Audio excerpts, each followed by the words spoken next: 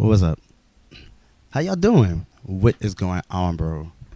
I've been trying to do this forever, and been doing bits and pieces, but today is a new day. Today is a new day where I just have to do this. I have to come off my chest with the shit that's really going on and that has gone on because people don't seem to understand me. And what I'm really getting tired of is giving my all to something, anything, and I get nothing in return. Now, I'm no bitch ass nigga. I'm not a liar like that. I'm not a dishonest person. I'm not a person to try to get over like that or anything. I really like doing things straight up the honest way. And I thank my TD for that because this is one by the book individual who I get all of my rules of thumb from. You know. But anyway, I believe in God. I believe in an entity that exists, that has all the power of the world, and that basically runs everything. Now, he or she, no, there's no sex given to. I refer to the creator as it, because it is something I don't know. I have not seen it. And I'm not going off the shit that these people have put in the Bible that has been edited, like at the Council of Narcissia, off the coast of Istanbul, where they took everything out of the Bible, Shakespeare and the Pope and a few other folks I don't remember offhand, but this happened and this is a fact. So why people are still going behind whatever's in that book, I don't know. That's on them, you know. But I know that Big Bang and we just, you know, animals just were created out of matter. No. Is it for me to know or us to know?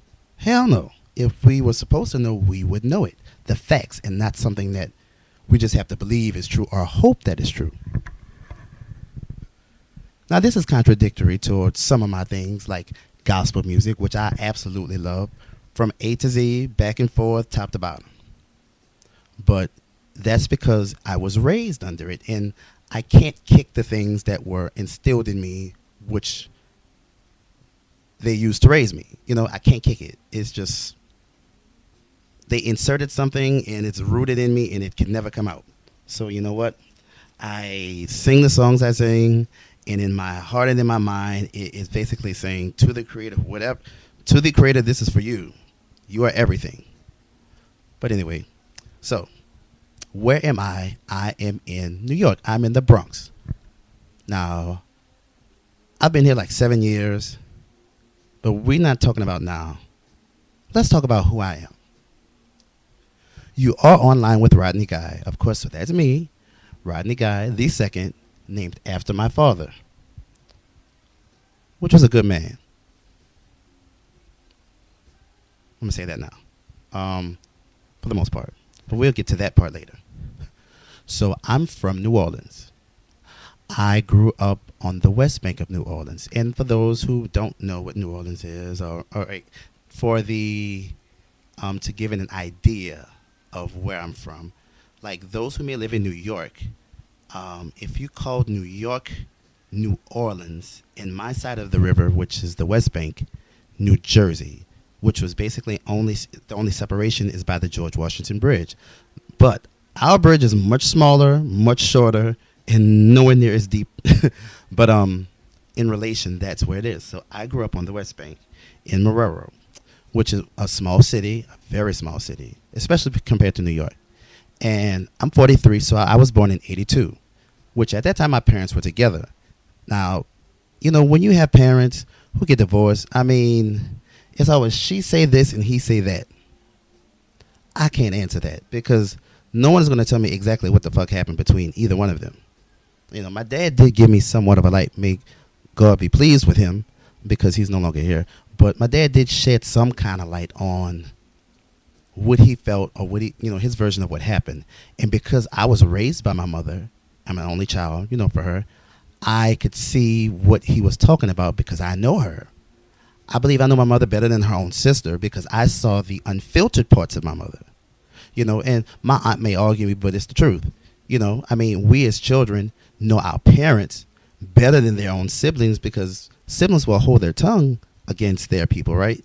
However, when they get inside their house, they say what the fuck they want. I mean, with no filter. And my mother was one of those kind of people. So I heard everything. And she didn't even whisper it either. I mean, even though she said, I'm not talking to you, I'm like, shit, you can't tell. You yelling out as a motherfucker. And it's just us two in here. But anyway, I'm a mama's boy to death. But, okay, so I was born in 82. My parents were together. They got married in like 81 and got divorced in like 84 or some shit like that. 84, 85, one of those. So, which my parents had like this apartment in Harvey on Manhattan Boulevard, some shit like that. And I know that my parents had neighbors, and the neighbors were Sheldon and Melinda Vincent, and they have a son named Sheldon Vincent. We called him like DJ. So DJ is like a year older than me. So I've been knowing DJ technically all my life, right? This is my nigga though. You know what I'm saying? We went to high school together. This is one crazy nigga that I always have fun with. Now, let's go back. So my parents get divorced, and we go to live with my grandparents, my mother's mother and father, in Marrero, in our family house, right? So, okay, I was oblivious to basically everything because when I was raised, and the family that I was raised by was very strict with how children are treated and how children participate in life. So I couldn't ask any questions because it didn't concern me. I'm not supposed to hear it. I'm not supposed to see it or worry about it.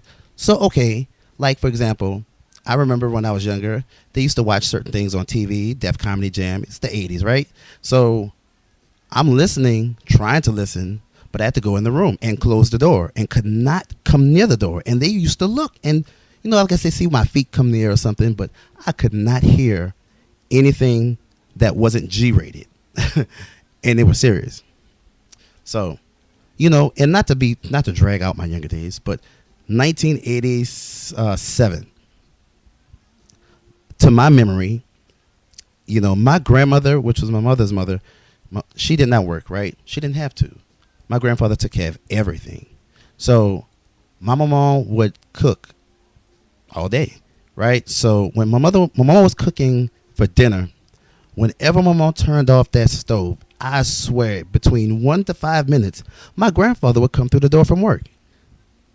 And he would come through the door, and it was me, my mother, her sister, my aunt, my Titi, my cousin, Kilanda, and my Uncle Dana. That was us, right? So Papa sat at the table with his tray and ate his dinner.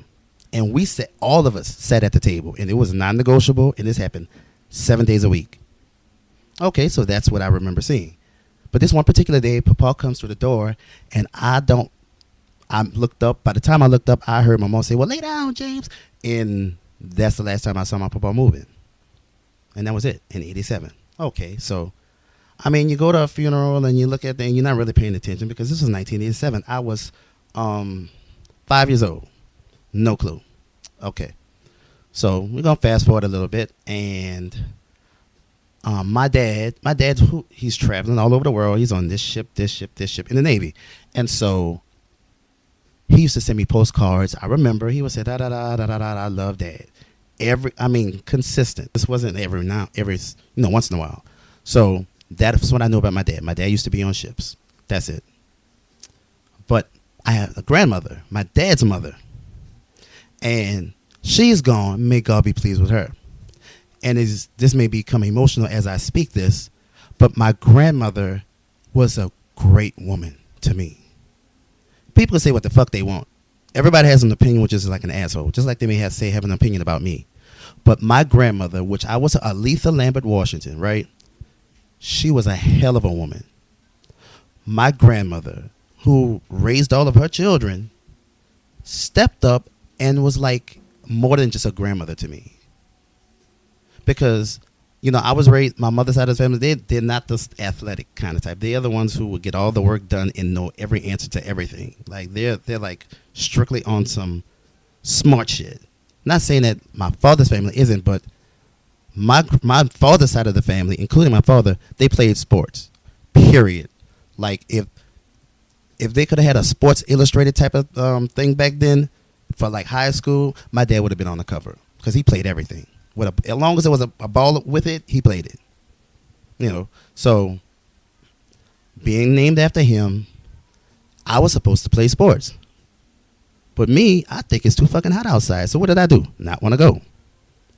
But my grandmother still tried. As I started calling her Grand, because my cousin Brian used to call his grandmother Grand, and it was so much easier than saying grandmother.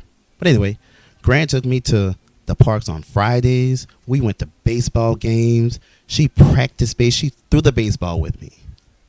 Okay, so my Uncle Don, which is my father's youngest brother, he gets married, right? Now, this is my godfather. And I mean, there was a bond between us until I was in the Swagman's grocery store and I stole an ink pen. That's all I did. A fucking ink pen. And my uncle treated me different from that moment on. I said that was it. I'm not crazy and I'm not tripping. Now, I mean, I was a kid. I was like 6 or 7 or something. I mean, kids put stuff in their pockets.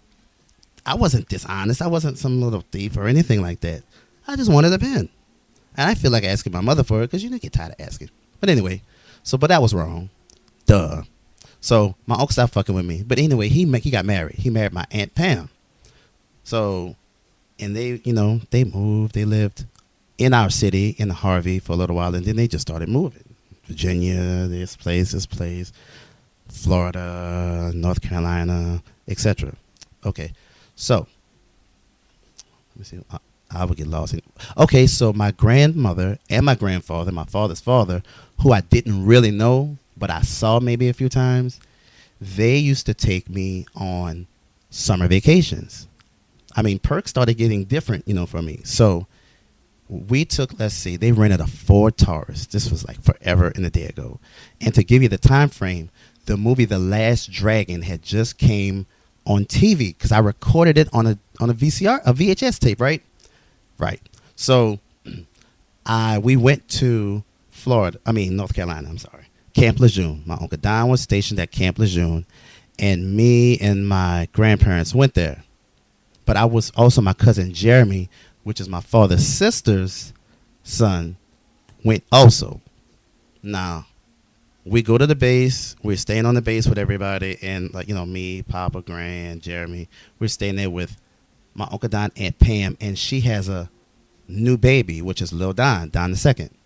So grandmother's trying to throw the baseball. They're trying to, in a family effort, show me how to play baseball. So you got my grandfather sitting there smoking his cigarettes watching, and my grandmother is really, when I say grandmother tried her fucking hardest to get me to hit this ball, I didn't come close to hitting the ball. It doesn't matter what they showed me, how to hold the bat, and my Uncle Don filmed it. I'm not going to tell you I did watch the tape, and my Uncle Don was laughing at me the entire time. Now, I don't know how to take that didn't know how to take that in a sense, but that's embarrassing as fuck. I'm your godson. I'm your oldest brother's son. I'm the first grandson of the family, and you laughing at me because I can't hit the baseball. You're not trying to figure out how to show me or how to help me hit the ball. You don't care about that. You really rather make fun of me because I couldn't do it. And I know that made my father feel a certain kind of way, that his son, and I'm Lil Rodney, and everybody knows him, and, the sportsman and all this, I can't even hit a fucking baseball that my grandmother is throwing to me. So those are things I think about, when it comes to how my dad felt about me and all this other kind of stuff. About my Uncle Don as well. What kind of parrain, godfather, uncle are you if you're doing this to your oldest brother's son? Okay. All right. So, but I'm just talking about my grandmother. My grandmother took me on a trip also when Jeremy was first born to Houston because my father's sister, who used to be married to an NFL player, they had this giant ass house in Sugar Land, Texas. So grandmother, we flew there, and we had a great time until my grandmother bought me a slip and slide, which I was happy because it was hot as fuck outside. So we get in the backyard, and they put the slip and slide together for me, and I'm like, grandmother, I want you to come slip and slide with me. Now, my grandmother was older, but she wasn't exactly 50 or anything. She was in her 40s. I mean, today's grandmother would have did it, probably. But not Aletha Lambert Washington, right? So I kept trying to plead with her to get on the slip and slide with me. and she refused. So me being a little spoiled badass, I took the garden hose and I wet her up, thinking that, okay, now she has to get on it because she's wet. Whatever got into my head that told me that it was okay to do that shit, I had to be smoking something. But let the story be told, as my TD Brew, as I called her, said, my grandmother whooped my ass for the whole evening. They said they felt sorry for me. But anyway, that's a lesson I learned. I don't play with grandmother. Okay. So I asked my grandmother, okay, instead of taking a plane, could we catch a train home? And my grandmother canceled those tickets or whatever she had to do, and we got our asses on the fucking train. And the train broke down like 3 times. Now, I was restless, but my grandmother was lightly heated, but she really didn't show me. This kind of person we're dealing with. I loved my grandmother. She did that for me. You know? So, okay. Now, let's flip the script back. 1993, if I'm not mistaken. I'm going to piano lessons. I'm going to karate lessons every week, right? I've been taking this for years. So, okay, this one particular, I want to say Sunday, I was raised Catholic, going to St. Joseph the Worker Catholic Church in Marrero, which is like the black Catholic church of the West Bank. Like, for real. If you were anybody and you were black and you were Catholic, that's where you went. So, and it's really in the time to where the Catholic faith had kind of like really adopted gospel music, and things went from that stuff we hear on TV where most Catholics are known by, to the gospel music we hear today. And a lot of people like Father Cherie, may God be pleased with him, he's one of the ones who kind of really pushed that in, right? So, my mother's first cousin, Henry, Eric, Washington, he was like the director of like, I guess, the youth and down, right? So wherever it was going, where the gospel music was really hitting it, that was him. Like, he became the pillar of when it comes to the music ministry at our church. Okay. So we went to sing somewhere on Sunday, and Monday it was time for school. Now I'm going to CT Jeanette. I'm catching bus 67. Our bus driver name was Miss Earlene Mitchell. This was a fat, big, black ass lady with a jerry curl. I'm sorry, she's gone, but may God please be pleased with her. But she was nice, though. I mean, she was okay with me because she knew my grandmother. So, because my mom used to wave when I used to get on the bus. My mom used to wave, the "Hey, Earlene," and Miss Earlene used to be like, "Hey, Rose," type shit, right? Now, when I say jerry curl, little small gold hoop earrings, all that kind of shit.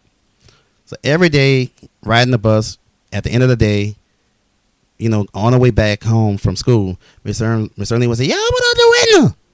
That's exactly what she's every day, the same damn thing, right? The window. There was no D in the end, no S, nothing. So, that's the one time you get to stand up on the bus because you could not get up. So I get up to put up the windows because she'd say, "Rodney, put up the windows." I'm putting up the windows, and this motherfucker on the bus she told me to put up the windows. Wait. Nah, I'm not thinking back. This is back then. I'm so arrogant. I'm like, wait a minute. Does your name sound like Rodney? I thought it was me. You know what I'm saying? He said, no, she told me. I said, look, I'm not about to argue. So I just kept doing it. And he won't start pushing me and shit. I said, see, now the first thing they teach you is that's not something you're supposed to be doing when you're taking like karate lessons, right?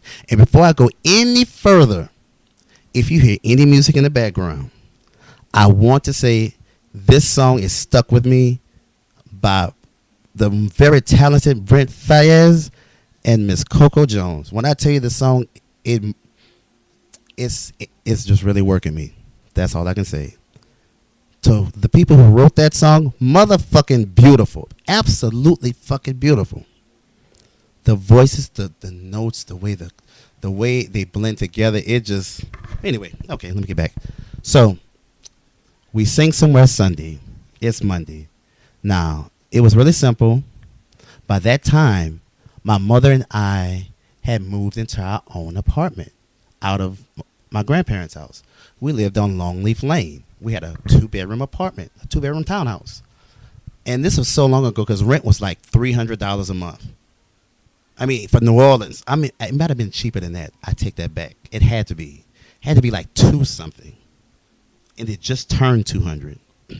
So, My mother, okay, it was time. My mother worked the same time at the same place at Winehoven Healthcare. Clockwork. This woman did not miss a day, no matter what the fuck was going on. Like, period, in her whole stellar career.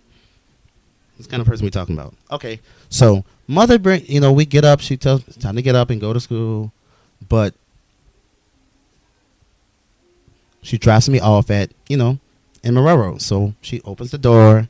Okay, and my mama was a diabetic, so my mother used to give my mom, an insulin shot every morning. Okay, and sometimes she used to let me prepare the needle. I mean, I was her child. She's a nurse. I was interested. But anyway, so I'm tired. We sung. We got in late. So I go crawl in my room. Well, it used to be my room, in the bed, and I go to sleep. Every morning that I went to school, my mom would knock on her bathroom wall, which was my bedroom wall, and she would knock and say, "Rodney, let's go." Right? So, okay, I would move my ass because I didn't play with my mom. But this particular morning, I was tired. I'm like, I'm not doing it today. I rolled over and I went back to sleep. Nah. And something told me, something automatically woke me up. And that's how I woke up.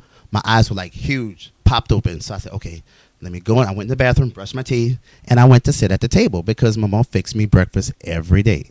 I mean, she cooked breakfast for me. So, okay. So I'm sitting at the table, and when you're sitting at the table, if you look straight to the back of the house, you can see the cable box with a time on it.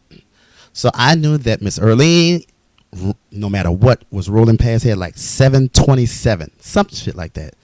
So it's like 7:10, something like that. And my mom hasn't come out or anything. So I'm like, what the fuck? Okay. So I go peep. I'm peeping around the corner, and I peep and look in her bedroom, and I see her laying in the bed. She got one eye open and one eye closed. So I say, oh, she spotted me. So I go run back. I go put my clothes on, and I'm sitting at the table now. Okay. So I wait like 5 minutes, and I go back and peep around the corner, and I see that she's not in the bed. So I go and I see she's in her bathroom, which is in her room, and I see the light on at the bottom of the door. So I'm like, okay. I knock on the door like really softly, and I'm like, Mama, you ready? Miss Earlene, bus coming in a few. I mean, what I'm gonna eat for breakfast? Okay. Now, as most I think I had to be like 9 or 10 or something like that. There's 93.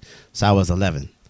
I could not touch the stove. I could not turn a burner on. I could not go into the I could not fix my own food. That was a rule. Hey, my family was different. Okay. So she didn't say anything. And, I had a problem as a kid trying to, be bothered with people when they were in the bathroom. So I figured she wanted to take her shit in peace. So I went back at the table, waited 5 more minutes, and I went and knocked on the door again. I was like, the Miss Earlene's bus was coming in like 2 or 3 minutes. I'm like, Mom, what we going to do? I mean, how am I going to get to school? Because I have to eat. And she didn't say anything. So I turned the knob, trying to see, like, when I turned the knob, bro, Mama was on the floor. And she had her underwear up to her knee, and she was on the fucking floor. And I stood there. I fucking stood there and could not move, could not say anything. 11. This is the woman who made my food most of my life, right? The woman who told me what to do, when to do. And I mean, we didn't have remote controls back then. I was the fucking remote control. And she was laying there on the floor, bro. I didn't fucking know. I mean, I had to stand there for like at least 2 to 3 minutes and like nothing. So when I like really shook my head, all I could do is go to the next room, which is the room that my aunt shared with my cousin, right? But, my aunt had also moved. No, wait, I don't remember if Titi had moved by then. I can't remember. She did because, yeah. But Kilanda was there at the time. So I just beat on Kilanda's door, and she opened the door like, what? I'm like, I couldn't say. I'm just pointing. I'm saying, why is Mama on the floor? That's all I could say. Kilanda flew around the corner, and she picked up the phone. And, I mean, this is 1993. We had a rotary phone. So Kilanda was calling my Aunt Betty because my grandmother's sister was the closest one who lived on the same street. And could you imagine how long this took? 3. 4. one. I mean, like 7 numbers, and for every time, every number, it had to make a noise for each number that you had to dial. Case in point, I just was just sitting there, and I mean, she called, Kalanda called whoever needed to be called, and I'm just standing there. I don't know what happened, and then next thing you know, the lady from 2 doors down, Miss Tish, comes and gets me and takes me out of the house. That's like, so I've been sitting over there by Miss Tish for like 2-3 hours or something like that, and I want to see what's going on. I want to see is Mama okay, whatever. And I get there, and it's like the whole family just in the house, pretty much. They got people outside, and I see people like in the worst of faces, and people crying all over the place. And I'm like, what the fuck, you know? I'm like, so I go in my mom's room to look for Mama, and then they grab me and tell me to come out of the room. And I'm like, okay. So they don't really say Mama died. They don't really tell me that. So, okay. 2 or 3 days pass or whatever, and they say, okay, well, we're going to have a wake and all this other kind of stuff. So I'm 11. I thought the wake is where Mama was going to be there, and we were going to wake Mama up, and whatever we was going to do was going to go from there. That's all the fuck I thought, and I didn't think anything else of it. So, okay, we go to the wake, and the wake, you know, everybody's singing and crying. I'm waiting to see when they wake Mama up, and when Mama doesn't wake up, I don't get it. Who's there? My grandmother and my grandfather, my father's parents. And they took me. That's when I learned that my mom wasn't coming back. And my mind was never the same. For years, I fucking blamed myself because today's 11-year-old would have did something different. And I was supposed to be so fucking smart. I sat there, I stood there. I fucking stood there and watched my mama lifeless on the fucking floor. I hate growing up when I grew up, in a sense, because if it was today, I would have had my own damn phone and I would have been able to call 911 myself or call my mama or somebody, right? But I just feel like a jackass because I just stood there. I'm a nurse. Every minute counts. If I could have did that immediately, things would have been completely fucking different. I don't care what TD tells me, because I know every minute counts when you're a heart patient. Every minute counts, and she could have been saved. She could have been saved. When Tish took me out that house, my mother was there, and the paramedics was there, and I could hear my mother. I can hear her as they were doing CPR. Mama, I could hear my mother telling her, "Come on, Rose. Come on, Rose." You know, like her name was Rosemary. And they were trying. But my mom was already gone, bro. Mom was gone.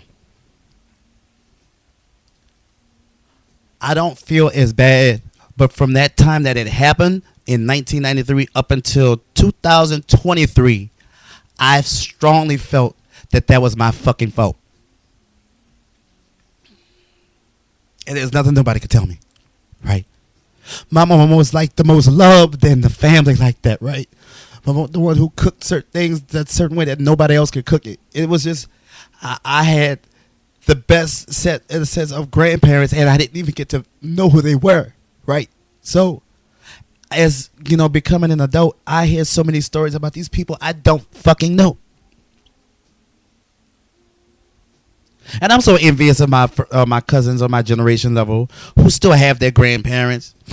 And I said, they ungrateful as shit because I didn't even get to know mine. And yours know your children. So I didn't really analyze it at that time, but seemed like I'm just getting the short stick of life. Why? I don't know, because I haven't done shit to nobody. Because all I do is go to school, come home, look at TV, and that's it. That's it. That I wasn't doing anything else. The most I tried to do was walk to the store or street behind us and get some candy. And he never let me do that. Okay, so that's 1993. After that happens, now I'm having, I start having bad allergies, which I had most of my life. So I'm going to school. They were sending me to school with handkerchiefs. I'm blowing my nose all day and all night. And do you know these funky bitches I went to school with made fun of me all the time? Because I blew my nose. I couldn't help it. Okay, so I mean, I was allergic to the grass and everything in the air. Period. I went to CT Jeanette. Fourth grade, my teacher was Miss Wild. Miss Wild used to make fun of me and do all kind of shit and like real shit. And this was this evil ass white bitch. And I wish I would see it for today. And I wouldn't even really curse at her, but I would let her know you a miserable ass lady for doing me the way you did me, because I was a child. Nah, I wasn't a rat. I wish I was, because she'd have been out of there. But I mean, anyway, okay, so I'm in fourth grade. I'm not raised by all women. You know what I'm saying? Despite my grandmother and my grandfather on my dad's side, I'm just a regular kid. All I did was watch TV and like to play with stuff, trucks and stuff. That was it. Okay, so there's this dude named D'Artagnan Rogers, which, you know, we were in the same class. This dude used to call me a fag. No clue what a fag is. None whatsoever. Never heard the word anywhere until I went to CT Jeanette. So D'Artagnan had the whole school, the fucking whole school calling me a faggot. My mother didn't make it any better, but I can't take anything away from her because she didn't have any experience raising children. My mother used to take me to get clothes, and she used to bring a tape measure and measure my waist, and whatever the tape measure said, that's what she bought. What am I supposed to do? I can't buy my own clothes. I don't even know shit about clothes. Only children have it the worst. And I don't care what anybody says, because we have nothing to follow. We have no examples. We have to go by whatever the fuck our parents think or know or feel.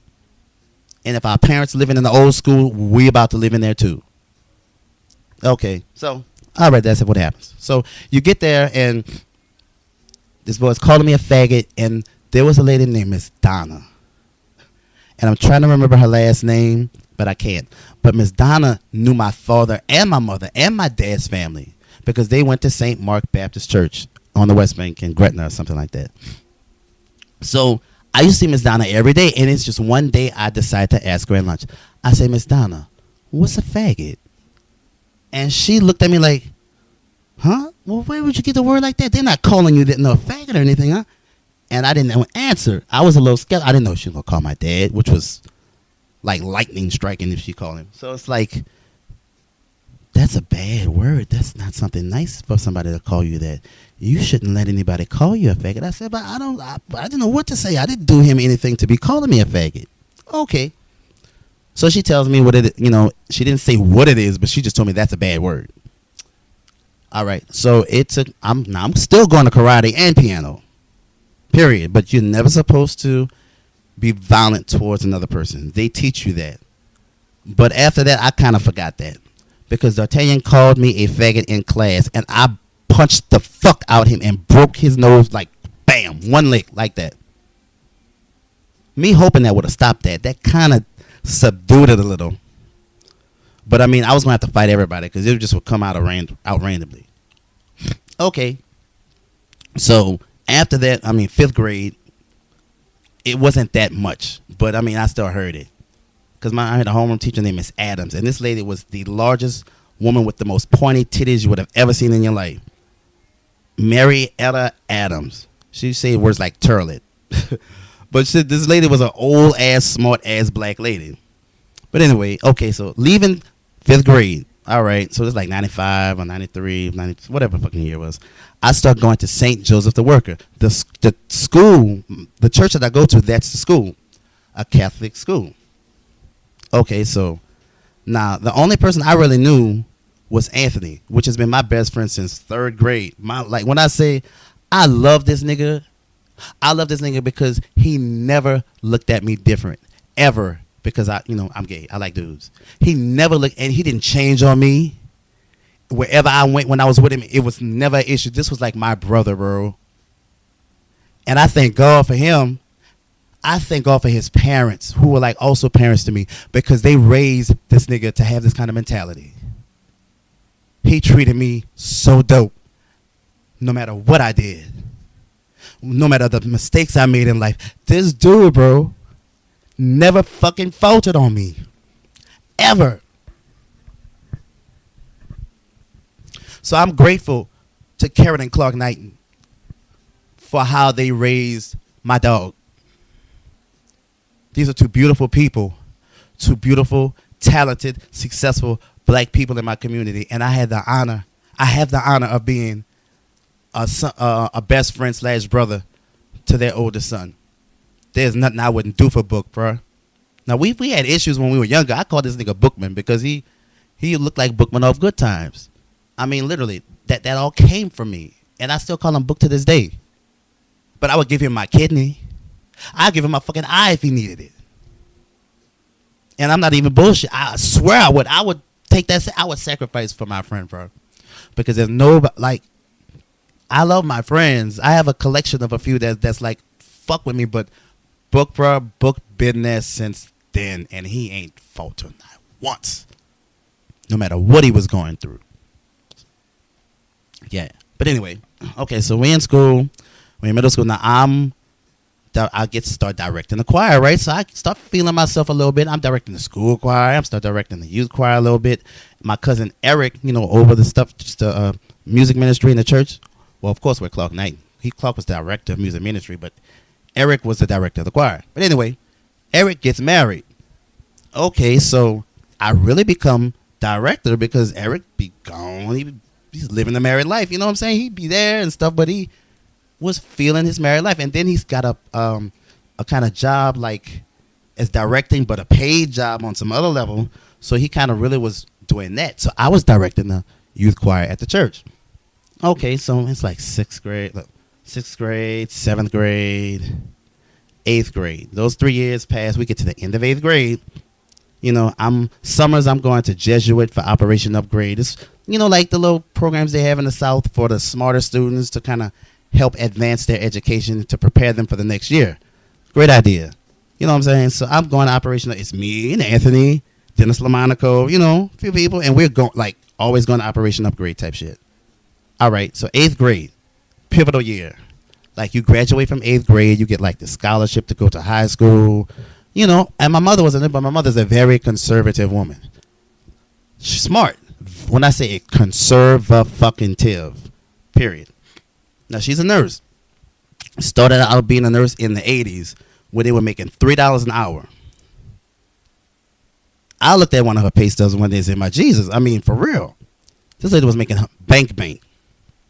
Single black woman. When I say didn't need not one handout, nothing. All on her own. I can never take anything away from my mother. Because number one, she's not perfect. Number two, she didn't have any kind of guidance because my mom died in 93. So it's not like she can call her mama. And, my mother's prideful. She don't like putting nobody in her business. So, okay. 8th grade. Now, they decide, because we have a principal, an assistant principal, and our homeroom teacher, they all are music majors, like real shit. Like our principal, Dr. Theoclad Barrett Dutsworth, that bitch, but we leave that alone.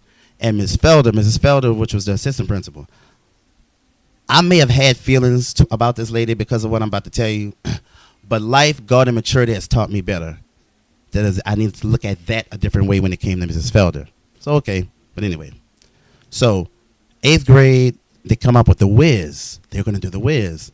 Now, they're like 5 guys who tried out for the Scarecrow. Now, I used to really be able to sing, and I still be trying, but, okay, I've been smoking for way too long, and shit don't sound like it used to, so I'm not even trying to front. All right, so what had happened was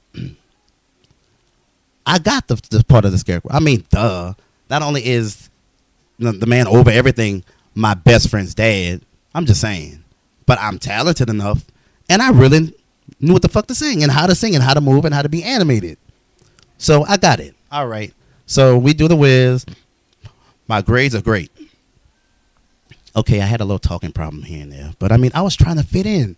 It's hard. I'm not exactly thin. I'm not, in shape. I'm slightly husky, as my mother says. She take me to the store. Can I get a 32 husky?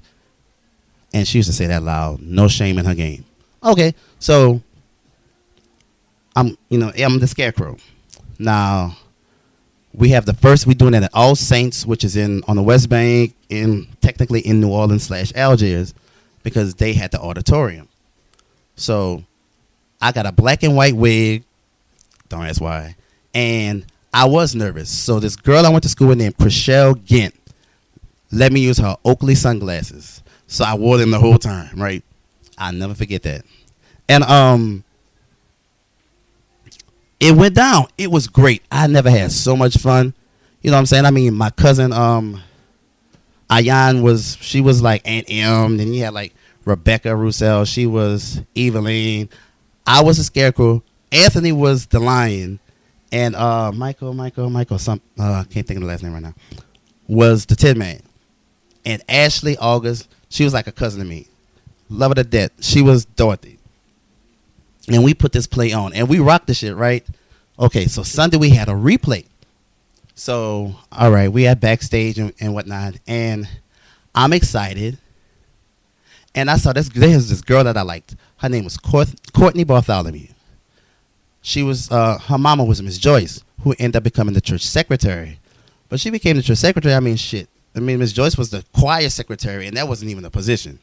So, whenever something happened with the secretary they had, I don't know, some favor in life and everything, Miss Joyce became the church secretary. Cool, but she was a very nice lady. But anyway, I liked Courtney. To me, Courtney was a pretty girl. So, and she was, I'm trying to remember how she was dressed, but she had like glitter on, all kind of little shit going on. And so, before I told her good luck, and I kissed this bitch on her cheek. And I don't know if somebody said something, but Mrs. Felder came to me like 2-3 minutes later and said, we're going to have to talk about this type shit. So I'm like, I mean, all I did was kiss on the cheek. All right. So now this is Sunday. Monday, go to school, right? We go to school. And before I forget, my mother, I take that back. The play took place Friday and Saturday. Saturday, my mother didn't come, but my grandmother was there in the front fucking row. Sure did. And no, I take that back. Wait, yeah. And after the thing on Saturday, my grandmother took me to Estrelitas, which was like a little small black-owned soul food restaurant on the West Bank, on the expressway type shit. But anyway, okay. So Monday, I go to school like everything's normal. Now I believe we're testing. Or testing is starting or some shit like that. The 8th grade test. And lunch, like when it was time for lunch, we had to leave class, go to the cafeteria, eat, and go right back upstairs. All right. So when it was time for lunch, we leave, we go outside, right downstairs to the cafeteria, and I see a blue Pontiac Sunbird, which is what my mother drove, on side the school, on side the fence. So I'm like, oh my God, some shit's about to happen. So, and then I remember like Miss Felder said some shit about something the other day. So I'm in class. We go back upstairs from lunch, and they come on the intercom and ask me to come to the office. Okay, so I'll walk my ass slow as a fuck to the office. Now at this time, I'm saying the pledge in the morning. I'm talking about I got access to the school for real. I'm like on some run shit school on a elementary level. I got keys to the classroom, church, everything. All right. So I get in the office, and the secretary, she points me and tells me to go in Dr. Ducksworth's office. So I get in Dr. Ducksworth's office, and the first thing I see is Clark. Books there, and Clark is in tears, like tears. So I'm like, what the fuck is going on? My mother, who is a light-skinned woman, my mother's red technically. My mother's face is as red as a tomato, and she has the ugliest smirk I have ever seen. So I don't know what the fuck is about to happen. I don't know if they're about to jump me or some shit. Okay, so Clark don't say shit. Miss Felder don't say shit. It's Dr. Ducksworth that does all the talking. And Father Paul, which was our parish priest, he's just sitting in the corner, fat ass, or like leaning with his arms like that, just listening. And Dr. Ducksworth talks about what I did. And she says that kind of behavior is not going to be tolerated here at St. Joseph the Worker type shit. And I'm looking at her like, come on, I just kissed the girl on the cheek. I mean, technically, I was really trying to be straight, to be honest with you, because I like the dudes I was in class with low key. I hope they don't hear this because I don't want them to kill me. But I'm just saying, and it's like, I'm like, are y'all about to really fuck with me because I kissed the girl? I'm like, don't y'all want me to kiss a girl? Like, that's what I'm thinking. Dr. Ducksworth said I needed to be evaluated psychologically. Now I said, wait a minute, we go in my mind because I don't talk, talk to adults like that. But I wish I did. But it's like, are you fucking serious? You're trying to say I need a mental evaluation? I need some kind of help because I kissed the fucking girl on the cheek? I didn't try to grope her. I didn't try to grind on her. I didn't try to force her anything. I said good luck and kissed her. Like, for real. Okay, so my mother hadn't said anything. And at the time, my mother still had a gap for her braces. So she didn't really open her mouth. Like, but her face, if her face could speak, or if she could do any action by her face, the whole world would have burned to a crisp at that second. That's how ugly it was. And Clark didn't know but cry. So I had already hurt the shit out of him. And I'm like, but bro, like, come on. You know me. It's not like that. Anyway. So they put me out to school. I could not graduate with my class, but they're going to pass me. You know what I mean? I went to that church, that parish. I mean, my mother paid her tithes. Like, we were a family. My whole family went to that church.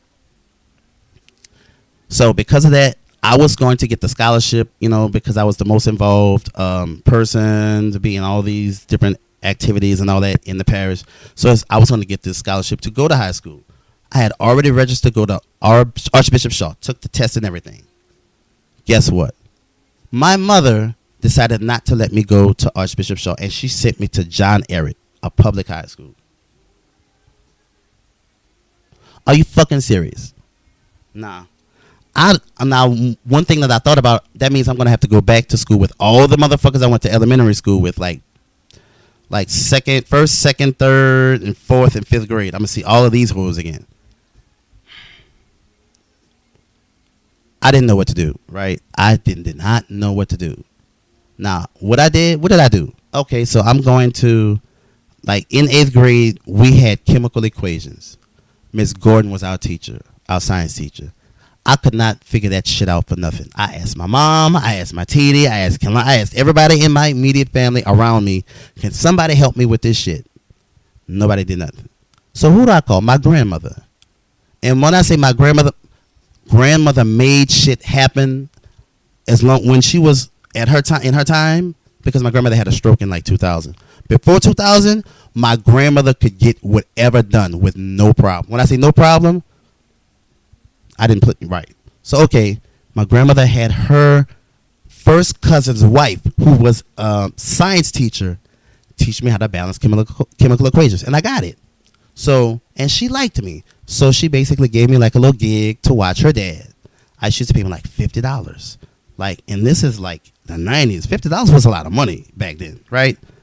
And before I forget, I'm going to St. Joseph the Worker in 6th grade, 7th grade, one of them. And the chemical plant that wasn't too far from the school had put this gas out in the fucking air. And our 6th grade teacher got sick, Miss Reeb. But she had how many? 2 chins or some shit like that. No neck. Anyway, Letitia Reeb.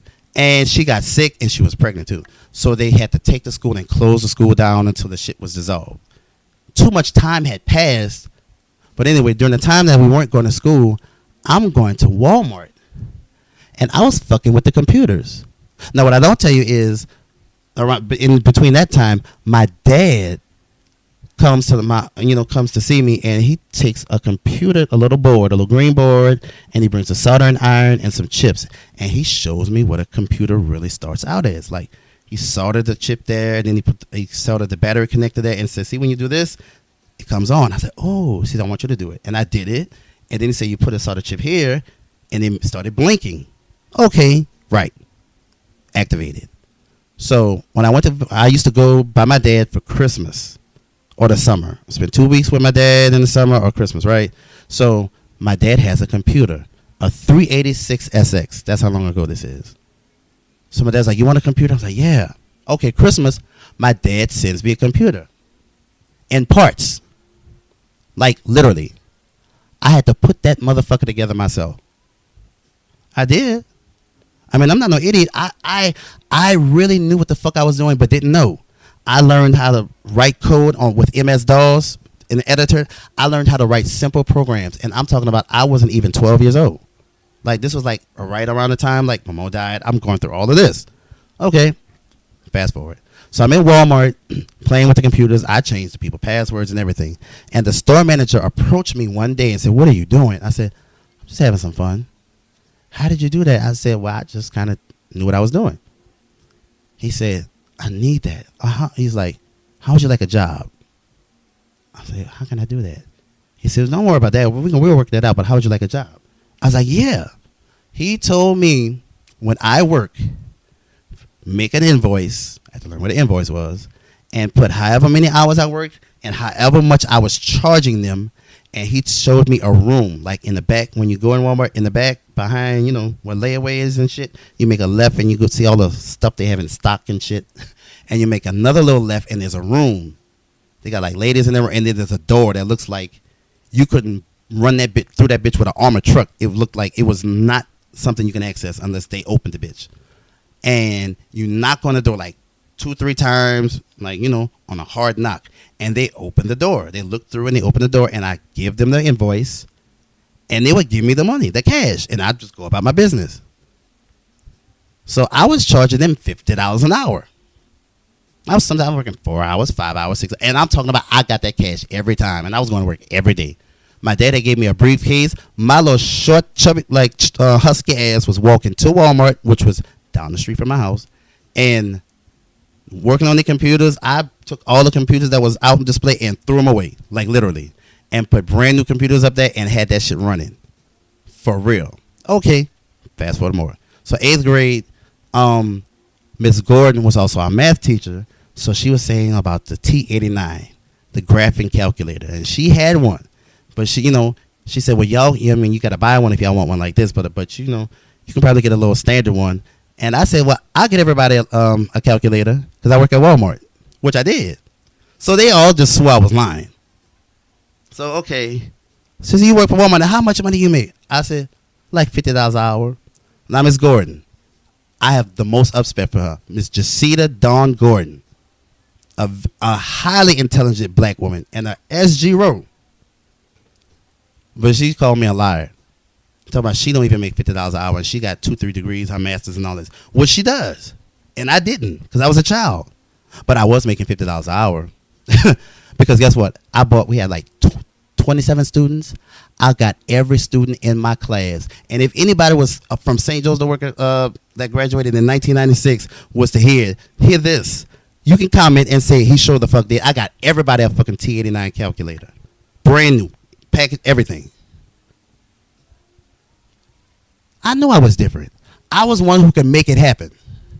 And didn't even know what the fuck or where the fuck the shit was coming from. Shit was falling for me. Like, I was just so enabled. So when this shit happened in 8th grade, where Dr. Thea Claire Barrett Ducksworth basically said I needed psychiatric assistance and just ruined me.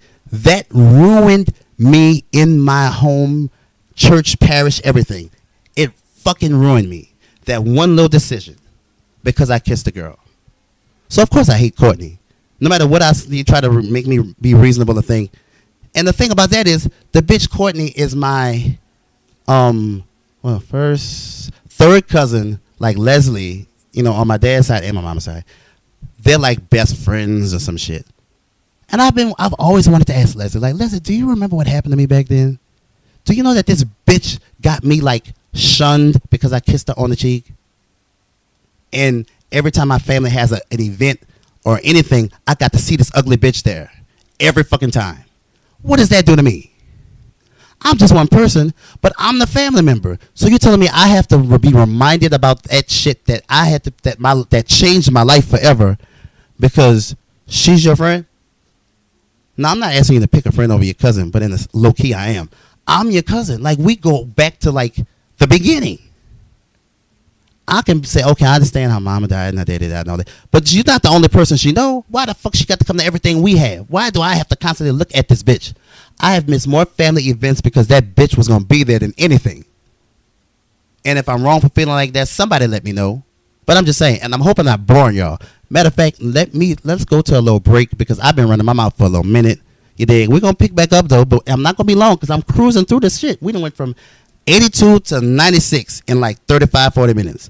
So at the same time, we're going to take a little break, blah, blah, blah, for maybe 5 minutes. drink a little water because my throat dry, and kind of make sure my memory is intact, and I'll be back. But for all those who are listening, I appreciate it because I want somebody to know what the fuck I've been through. Because people be playing with me like I'm some different kind of nigga, or I have to, set an image and live according to it, type shit. Which is what my ex Bilal as wanted to try to tell me, because he felt like I'm the kind of person that does different kind of shit. No, ma'am. First of all, do you know who my mother is? And I don't give a fuck how grown I am. I would not dare do certain shit to where my mother would get wind of it or think of something of it. People could not be scared of their mothers, but I'm scared of this lady finger. And I'm not bullshitting you. She take her finger and she up that straight ass finger and the pointer finger, and it curves down a little bit. And when she points it at me, I swear she about to hit me with a spell type shit. That's how powerful that finger is. But we don't practice no shit like that. But my mother, when I tell the last person, well, technically the last person I would anger is her sister. I would make my mother mad before my TD, and that's like for real. TD is on a whole nother level. But we'll be back in a few minutes. Thank you for listening. I love y'all. Somebody got to hear it. I'll be back.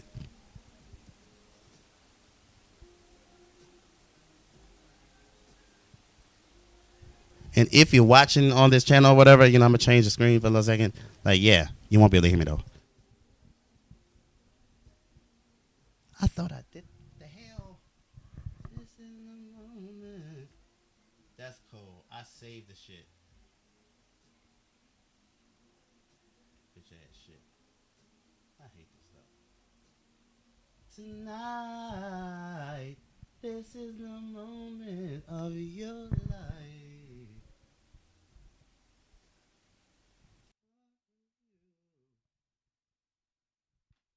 Yes, yes, yes. Sweet Lord, speak to me.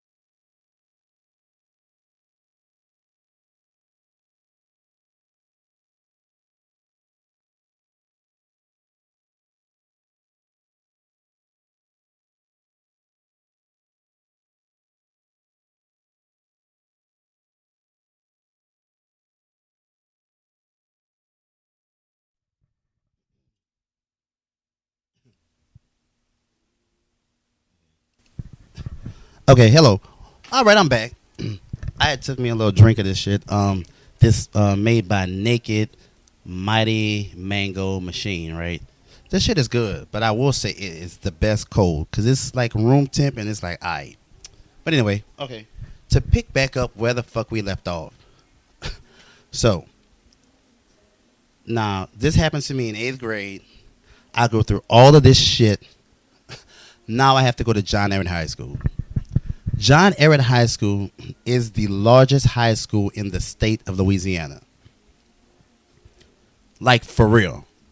And I mean, you know, in some point in middle school, we started changing classes. First, we changed classes, and then we changed teachers. So at first, first we used to go from class to class, but I guess they didn't like the fact that it was just so much noise and people would be moving slow or whatever. So we didn't have to leave class. The teachers just would leave and come and all this other kind of shit. So, okay. They warned me. 2 people saying, like, well, you're going to have to change classes. I'm like, okay. I didn't know we would have to change classes that many times. Because we had to change classes 7 fucking times. Homeroom, which some people say homeroom was first period. No, homeroom was homeroom. Then we went to first period, right? So, class of 2000, you know, we used to have all these little class, like little seminars and stuff, how we're the class to change things and all this other kind of shit. So they were instituting all kind of programs, all kind of shit. It was like some shit you would see on TV about, like, you know, kids going to school. I'm excited. I'm paying attention, right? The school is fucking huge. When I tell you, I got quite a few detentions because I could not make it from one side of the campus to the other in a allotted time. Unless I really rushed. And ain't nobody rushing me. But I guess what? I got tired of hitting in people's mouth. Now, I don't know how or who did it, but somehow I was signed up to have all honors classes and advanced honors and type shit, which I was good. But see, I had no problem until I got to geometry honors, right? So 9th grade, you know, it was some shit. You know what I'm saying? Now, who's going to John Everett? D'Artagnan Rogers. People are chilled, but they still remember who I am, you know, in their mind, you know. It's like, they look at me like, that's that dude they said that was a faggot. I could see it in their faces. Now, my mother's still my mother. I am not dressing like I feel I should. I'm just wearing whatever the fuck she buying. I'm not tripping. My mother's already angry because this shit happened in 8th grade. Still. Now, to rewind it, to give you their view of me, I went to Vic Petrie Elementary School, right? Vic A. Petrie. Uniforms were not something that you had to wear where I was from. But my ass had a fucking uniform on. Every fucking day for kindergarten, 1st, 2nd, and 3rd grade, I had a fucking uniform on with a little pouch that went around my waist to put my lunch money in. Are you fucking kidding? A fanny pack. Are you kidding me? The 80s and not 80s and 90s. I wore a school uniform when no one else had to wear one. You don't think these people made fun of me like that, like a motherfucker? Mm-hmm. Right. Okay. So anyway, now life, I still was normal, like my dad. My dad was special. My dad would send me the most different kind of presents. For example, one year my dad sent me a coffee mug with my picture on it. Now, like I said, I'm raised in the 80s. This is not shit that people had. Kids did not have shit like this. I was a different kind of kid. My dad was a different kind of person, right? Then he sent me a puzzle of me. One of the school pictures I had when I was like laying on the floor with a big old crayon behind me or whatever. This was a fucking puzzle my dad sent to me. I have really mixed feelings when it comes to my dad because my dad was just different. Fathers weren't doing this for their sons. I know this. Most people didn't even talk about their dads, and I always had something to say about my dad. Now, my father was just as conservative as my mother. My father drove a Mitsubishi Mighty Max pickup truck, standard. And I mean, he rode this bitch like Al Bundy rode a Dodge. For real. Okay. So, but still, I know anyway. So, okay, we're gonna fast forward a little bit. So, 1991, I believe, somewhere in there, I skipped that year. My father met Pinky in Nashville, Tennessee, and married this lady. And for whatever reason, I did not get along with my stepmother. And I was the spoiled little brat from New Orleans, and my stepmother was a country woman from Florida, and basically, she was different. And I'm like, my attitude, like, I'm riding it second. You're not gonna tell me what to do. I'm gonna do what I want, but I don't do anything rude. I just was doing what I wanted to do. And I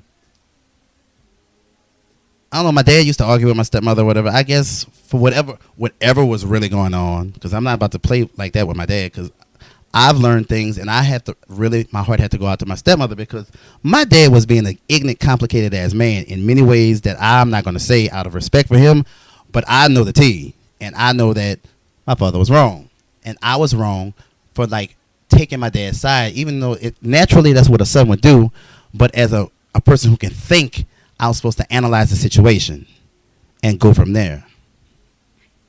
Because I instantly hated my stepmother because of this. Because she was causing problems with me and my dad, and blah blah blah. My dad was getting disgusted and depressed, and my dad wanted to get divorced. My dad wanted to leave her, like, for real. And I'm talking about, he was actively talking, like, setting shit up, and my stepmother got pregnant. We ain't talking about no spring chicken. I'm just saying, all due respect to my stepmother, but she wasn't a spring chicken, and she got pregnant with my sister. Now, my dad was over 40, and my sister was born. And my dad was not happy. He was not happy at all. However, when my sister came out, my dad's light of all that changed. She became princess, and I had no problem. My sister, I held my sister, I fed my sister, kind of shit. But they lived in Nashville. I lived in New Orleans. So, I mean, I didn't really care for my stepmother, so I wasn't going there like that. So I didn't really get to know my sister. I saw pictures, I saw her every few years, and that was it. I didn't know her, and she didn't know me. And that's how that stayed. But anyway, let's go back. Okay, so I'm in high school, and I'm in, what the fuck am I doing? I joined the Finance Academy. Because my homeroom teacher was over the Finance Academy, and she was basically promoting it. So I said, sure, I'll join the Finance Academy. And she explained the benefits, and, she said, if you stick with the Finance Academy, you can, once you graduate from high school, you can major in financial services. You can make this much, and we have this, and we can help you do this, and all this other kind of stuff. So I'm like, okay, sure. Now, after the first year, my second year, I become, between the second and third year, I become president of the Finance Academy.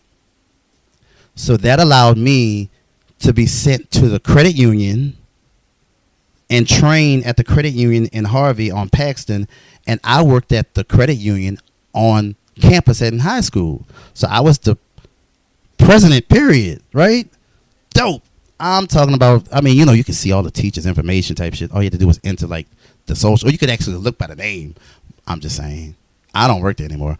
But, and that's what happened. I end up, they kind of fired me because, like, look, I'm thrown off. I had got a checking account, and I swear I just thought I was invincible.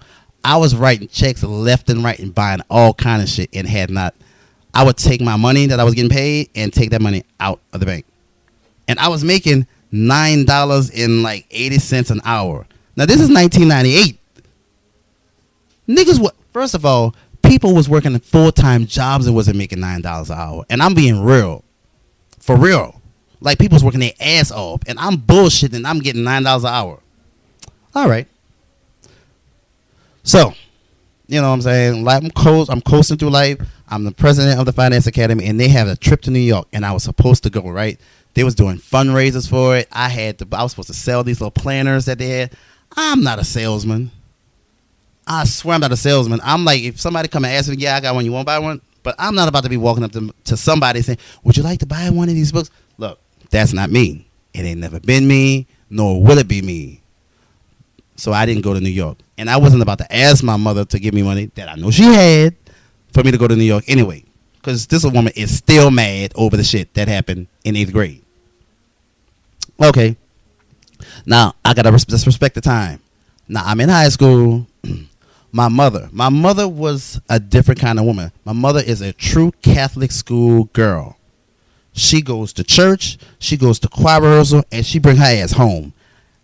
Period. No exception.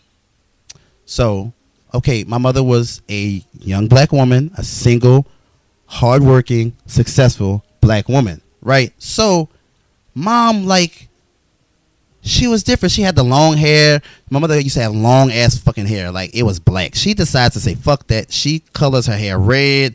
And she did this like forever ago. And it's still red to this day. But she kind of kept her length. So my mama, she used to call herself, she was like a chick. Chick was the word she was using. So mother would go out on Saturdays after we would go to church. Right? We would go to church, come back from church. Mother would go in the room, and I would hear clack, clack, clack. She walking down the hallway, and my mother would be wearing some dress that got a split from her foot to like her hip that was crisscrossing her.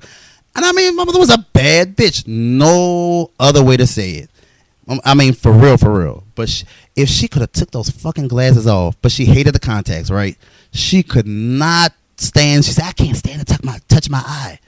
But my mother was beautiful. Like, she still is a beautiful one. But see, my mother was like, my mother could shut almost half the females that I knew down. I mean, just by her level. Hey. Okay. So anyway, mother's going out. You know what I'm saying? I'm here by myself. My mind starts wandering. I'm like, what? Right? My mother was dating this dude named George. I'll never forget. So George used to pick her up and take her to church on Saturday. So when, you know, my smart ass did, when we went to Walmart one time, I had her keys. I went to the automotive section and got a copy made, right? They didn't question you about that. So I had my own set of keys to her car. So when my mother would go to church with George, I would wait about 10 minutes because my mother does not run late. She does not turn around. When she leaves, she leaves. I took her car and had me a whole little trip. I'm driving through from the West Bank, from city to city to city. I mean, I'm just having fun. You know what I'm saying? She had a Sunbird, and it was fucked up at one point in time, but she got it fixed because, you know, the muffler was fucked up, and so you can hear nigga coming for real. And they really kind of laughed at me a lot in school because of that, but I didn't give a fuck. Now, the little did I know how everybody made fun of me about how I dress, and my mother made more money than anybody in the school. And it's the truth. Like, literally. But mother was just that conservative. But my mother, according to income, my mother smashed everybody. Like, mother and fathers. But she was so modest, and she don't put people in her business, and whatever. But when I look at the facts, they couldn't even fuck with my mother. Matter of fact, just to turn back, in 8th grade, like, I had got my 7th grade teacher fired because she tried to hit me with this umbrella, right? And the shit they was teaching us wasn't preparing us for high school. So I contacted the same lady I got fired, right? Her name was Miss Lily. And I'm really sorry for doing that like I did that. I was wrong. You know what I'm saying? Julaine Shropshire was her name. And I had my entire class in my house. Real shit. And she was teaching us this. Now, look, it is what it is. But nobody else house could hold. The only person that could have housed my whole class other than me was Anthony, my best friend. Like, I mean, literally, our parents were like, did different shit, but they were on the same level, like, as black professionals, period. Like, matter of fact, Clark and my dad went to school together, and Clark's mother, Anthony's grandmother, taught my dad. Like, for real. Like, we were so connected and really didn't know how deep it was. But anyway, okay, all this is going on, right? You know, in high school, his grandmother, which was my other mama, right? Ruby Tillman Knighton. She died. That just fucked me up, right? Because grandma was the sweetest woman, you know what I'm saying? And I mean, the way she treated me, I had never been a part of something where I was accepted so easily, like I'm true to the family, like I'm one of them. I mean, look, I'm not as close with Karen's family like that. I mean, because it's just the way things worked out. But I mean, it's not like I couldn't go around if something were to happen, whatever, because they respect the hell out of me, and I love them. You know what I'm saying? Karen, she got a doctorate, and she married Mr. Preston, and she is happy, and it's a beautiful thing. And they actually respect me, and I love them. For real. Like, Mr. Preston is like one of the most gentle, loving souls that's walking this earth at this moment. And there's no other way to say it. And Karen is the most talented, well-educated black woman with a purpose that I've really met. These are monumental people. And I'm so blessed to even be able to say that I know these people, right? So, okay. Nah, I done went over what I did. No, I didn't. Rebecca, Miss Rebecca, like when I was in 8th grade, after all that shit happened with Courtney, I'm watching her dad. That's what I was talking about. One time I saw something, and I saw Rebecca drove a Q45, and this is like 1996. So like a Q45 was a bad motherfucker. Period. Like Lexus could not do what an Infiniti did back then at all. Nowhere near.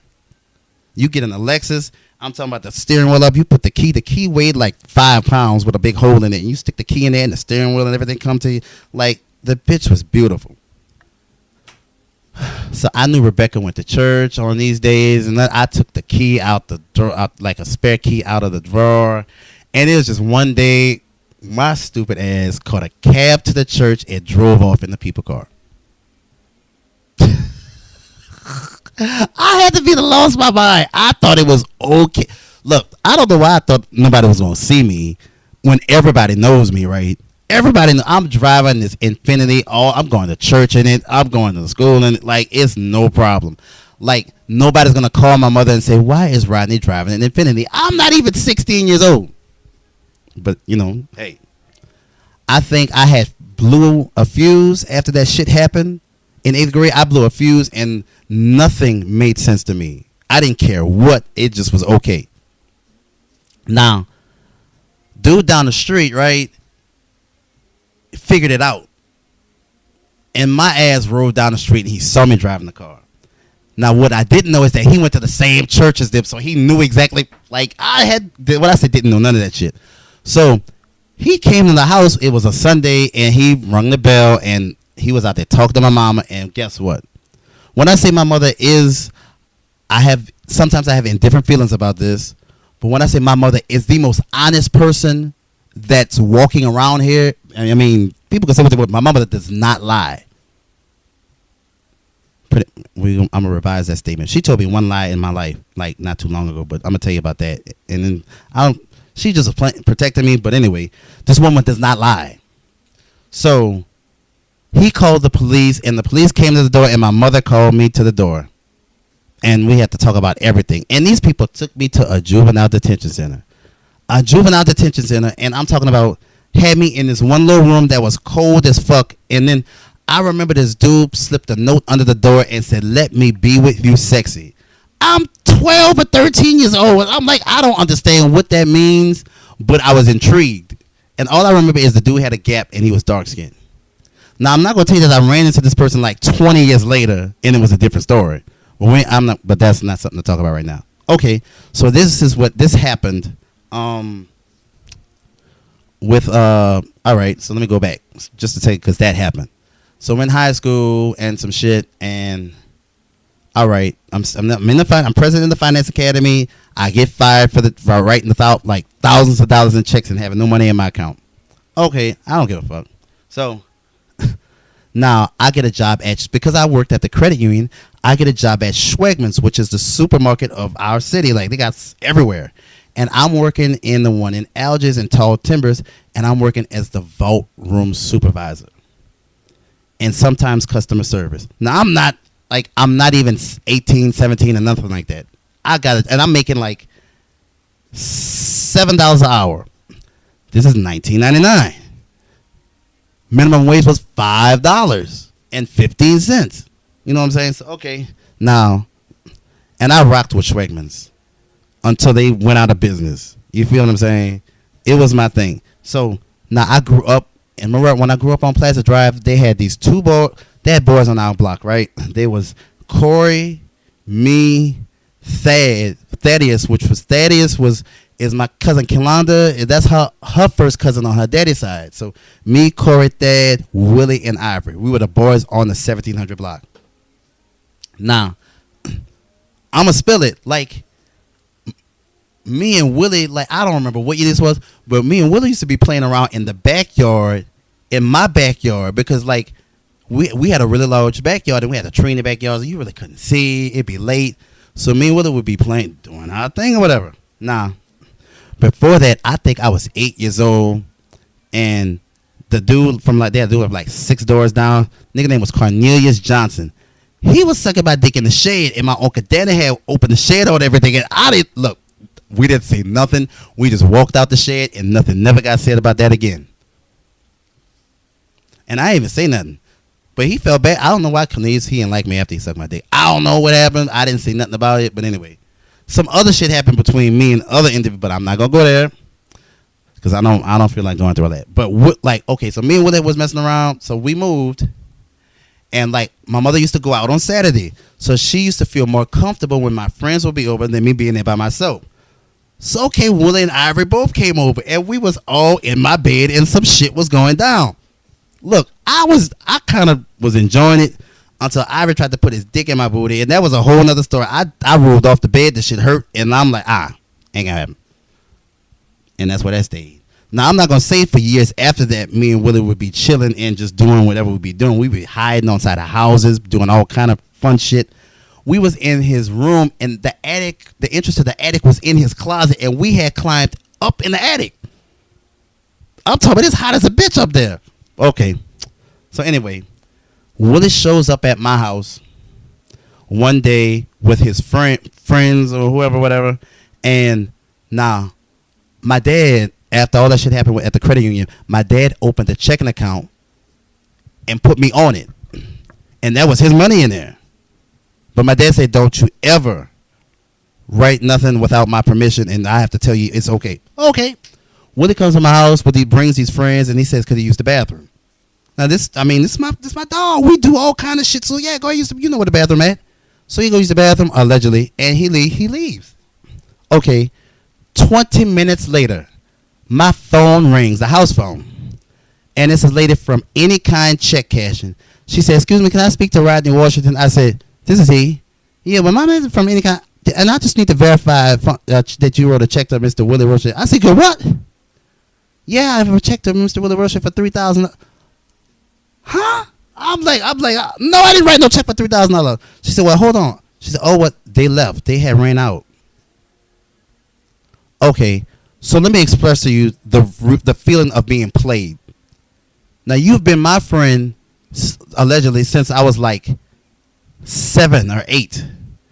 When my mom died, you was at the funeral crying. My mom, you was crying at my grandmother's funeral, and you take a check out my drawer, and then you have the nerve to, you don't want to tell me, I can't find you, look. So what do? I went and told his mama. I sure in the fuck did, because this is supposed to be my fucking ace in the hole, and you just tried to steal from me. That wasn't even my money. My daddy was gonna beat the fuck out of me if that shit would have hit like that. So I go knock on the door, I say, hey, Miss Helen, is Willie here? No, it's John not here, because they called him John, Willie John Rocher, right? Okay, so, and this lady was the loudest, sweetest woman I knew. So, and I told her what happened. And so, are you for real? Oh, I'm going to tell his daddy, and he going to beat his ass. That's exactly how she sounded when she said it.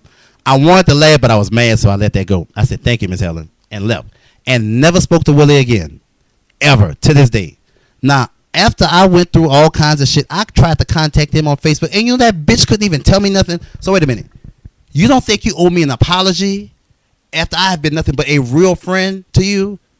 Like, I'm sharing my lunch money with you bitches and everything, and bitch, you try to steal from me and don't even say you sorry? You's a bitch ass nigga. And luckily, at this moment, I wish I was home and run across him, because I would punch him the fuck down. And I don't know when people, I'm sorry, here, but at home, people, they know I've had enough. I done bust enough bitches in their face for them to know I don't be playing. For real. But that's not how I'm supposed to be, because I have given myself to a better form of existence. True. But too much is like that kind of shit. No.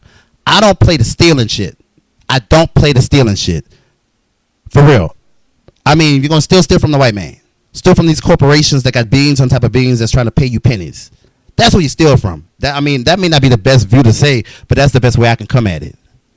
Because they trying to fuck over us anyway. I feel like they owe us all the money, because they wouldn't have this country if it wasn't for my ancestors. Period. None of this would be the way it is without my ancestors. If they can give these Jewish motherfuckers, the Jewish, to where they can get all their money, because they get it from somewhere, And if they can have all their money here and be able to exist like that, then why the fuck, where's our money? Why do Indians get money from the government? Because allegedly the government is saying that they founded this country and all that. Why, once you become 18 years old, if you're a native Indian, you get a check until the day you die every month? And we don't get shit. No one has a problem with this. No one is challenging this. No one is having any kind of issue or raising hell the fact that these Indian motherfuckers who weren't here first get money and get paid, every single one of them, until the day they die and don't have to do nothing but wake up. And they build a motherfucking thing. If the niggas have built the railroads, the airports, the buildings, the roads, the cities, the blocks, and everything, and we can't get a fucking quarter. They just had food stamps shut off. And I don't know shit be different. Because, okay, I run a company, and it's just like, you got an HR, and I swear, you know what? There was a nursing facility where I was director of nursing, and I saw how they pay people. They had nurses who had been nurses for 20 and 30 years, and they was making like $18 an hour. And you get a new bitch, a young bitch who just graduated from nursing school, and they giving her $28 an hour. That's a $10 fucking difference. Now, how I got in trouble, I had let that be known. I'm gonna keep it real. You know, okay, so what? I said something, but that shit was down bad. You gonna tell us who been coming to work every day, don't call in, and you can depend on this bitch, and you're going to pay a new bitch who you don't know $10 more an hour. Are you serious? I'm not going to mention the fact that the bitch was white versus the tenured nurse was black. Why I have these kind of attitudes and outlooks on things, I have seen some shit, and the shit ain't right. Now, I grew up in a time where all people are equal, green and yellow, black and white. They are precious in this. Like, yeah, I was raised like that. I was raised in the era where you're supposed to look at all people the same and all men are created equal. That's the shit they put on billboards and preached to us coming up in the 80s. And I want to know why they did that, because none of it was true. They just had us living a dream or a hoax or a picture that wasn't even accurate. Okay, but anyway, now. We're in high school. I'm in high school, and about this time, all right, I got a girlfriend. I'm not saying I'm leaving some shit. I got to keep to myself. All right, and, you know, everything good. I mean, I get some pussy for the first time, which I was nervous. You know, I wasn't going, you know, I was scared. She said, well, it's all right. I can't get pregnant. I mean, your sperm don't work yet. That's what she told me, until she said, like, 5 weeks later, she said she missed her period. I didn't know what a fucking period was. You heard me? No fucking clue. She pregnant. I said, well, you just want to ruin my life. Okay, but anyway, let's put a pause on that. So I'm in high school. Now, I'm in ROTC. I'm loving it. You know what I'm saying? In between that, I actually did go live with my dad, right? I tried. My sister was born. We moved to Florida. First we was in Tennessee. We moved to Florida. And I mean, everything was all good until my dad took a trip and went to Nashville with my stepmother and my sister, right? And left me home by my fucking self for like 5 or 6 days. Now, I'm sorry. That's not something you do a 15-year-old kid, right? I had to get up, go catch the bus to school, remember what time to get up, catch the bus, and get on the right bus. And like, because I swear I ended up getting on the wrong bus and at the wrong school at least 2 times in my low time, right? And I mean, call me third off, but the city was big. I'm from Marrero in New Orleans. Jacksonville was huge. You know what I'm saying? Like, big as fuck. They got all different kind of parts of Jacksonville, and all buses look the same. But anyway, so I'm going to school. I'm in ROTC. Of course, I'm a captain in Florida. You know what I'm saying? I'm cool with the battalion commander. We leave for lunch. You know what I'm saying? The bitch was fine. I was trying to see what it do, low key, but I wasn't about to say nothing. I was just hoping he could just read my mind. Nigga name was Evan Morgan. You know what I'm saying? I mean, I'm company commander. I'm company XO, and I'm battalion S1. You know what I'm saying? Like some shit. And then we coming back from lunch this one day, and I swear Evan Dick was hard as fuck. And the security in the little golf cart got right behind his car and Man, and he didn't tell us shit. All I knew is my daddy talked to me when I got home. He said, "So you don't want to eat what's in school. You want to go eat off site, huh?" Okay, so generally, I've learned something about myself that I just don't like. When you got me right, I'm not about to give you that confirmation of answer. I'm not, because I'm trying to like prepare myself for what I'm gonna say before you try to knock me into next week. Okay, so that okay, and I think that's why he didn't take me to Nashville when that shit happened, because I got suspended for like 3 days. Okay, so he goes to Nashville, and I got like all the boys that I liked around in my little complex. We all in my house. Now my daddy was coming home like on a Sunday, whatever day he was coming home. My daddy came home 2 days early, and we all was in the house. Man, when I tell you, look, I can't even remember that day too much, but I know my daddy knocked the hell out of me, bro. That man was huge, and I called my mama, and I couldn't take it no more. And my mama, when I say my mother reserved the plane ticket for me and called and talked to my dad, and my daddy brought me to the airport. He didn't tell me shit. He didn't play with my mama at all. When I say mama, and it was kind of funny because my mother came. I'm lying. My mother did leave the state once before. My mother took a plane from New Orleans to Florida. Right? Now, I met my mother at the airport. My mother rented a car and I drove. And I can't tell you I had to be every bit of 16. Took my mama all around the city. Me and my mother and my father had dinner one time. It was love. Because I never had the whole parent and family experience. I didn't know what that shit was like. I know I had a mama and a daddy, and they were never in the same room at the same time for anything. Okay, let me fast forward. So I left for my dad after he hit me in my chest. To this day, I have heart issues and I have TMJ issues because of my daddy fists. Truthfully. Okay. So, all right. So I'm in high school. I'm like my junior year / senior year. And my mother's dating this dude named Jeffrey Burns. Jeffrey was in his 20s. My mother's in her, no judgment, my mother's in her 40s type shit. But my mother was a bad bitch. She bought Jeff a Kawasaki Ninja. This nigga had a motorcycle. Now he worked. He had a little Honda Accord, right? Which was supposed to be given to me. The bitch was a standard. Now my dad had a standard, so I knew how to drive the shit, so I was good. Then my mother bought this nigga a fucking Nissan pickup truck with a cab on it. Mama don't play. And maybe I get that from my mama when I just buy shit for a motherfucker, but mama don't play, right? Okay. Now this is where the issue came. My mother was like, whatever happened type shit. You know, he was playing my mama, and I'm telling you, I wish to God I was a little bit older, because I would have shot the fuck out that nigga playing with my mama, for real. Because nobody hurt my mama. Okay. So I'm getting close to senior year, and my mother meets this nigga named Michael Lynch. This fucking crackhead. Ain't no other way to say it. I'll tell you why. We had a house. My mother has a house in Woodmere, in the front, right? They had to have 3 black families on my street. Us, my grandfather's sister who lived down the street, and these other people who lived across the street. They was trifling. Their house was horrible. Anyway, that was the 3rd black family. And when I tell you, this man pulled up in the driveway one day. We in a den, and he runs in the house, grabs the house phone, got a cell phone on his hip, but we ain't gonna talk about that. And my mother's like, "What's wrong, Mike?" Say, "I'm calling the police. I just got robbed." So now he say he went to Walmart down the street, made a $400 withdrawal out the ATM, and came home. Somebody followed him home and robbed him in our driveway in Woodmere in 1999, where black people were like, I don't even know how to put the ratio, but it wasn't many.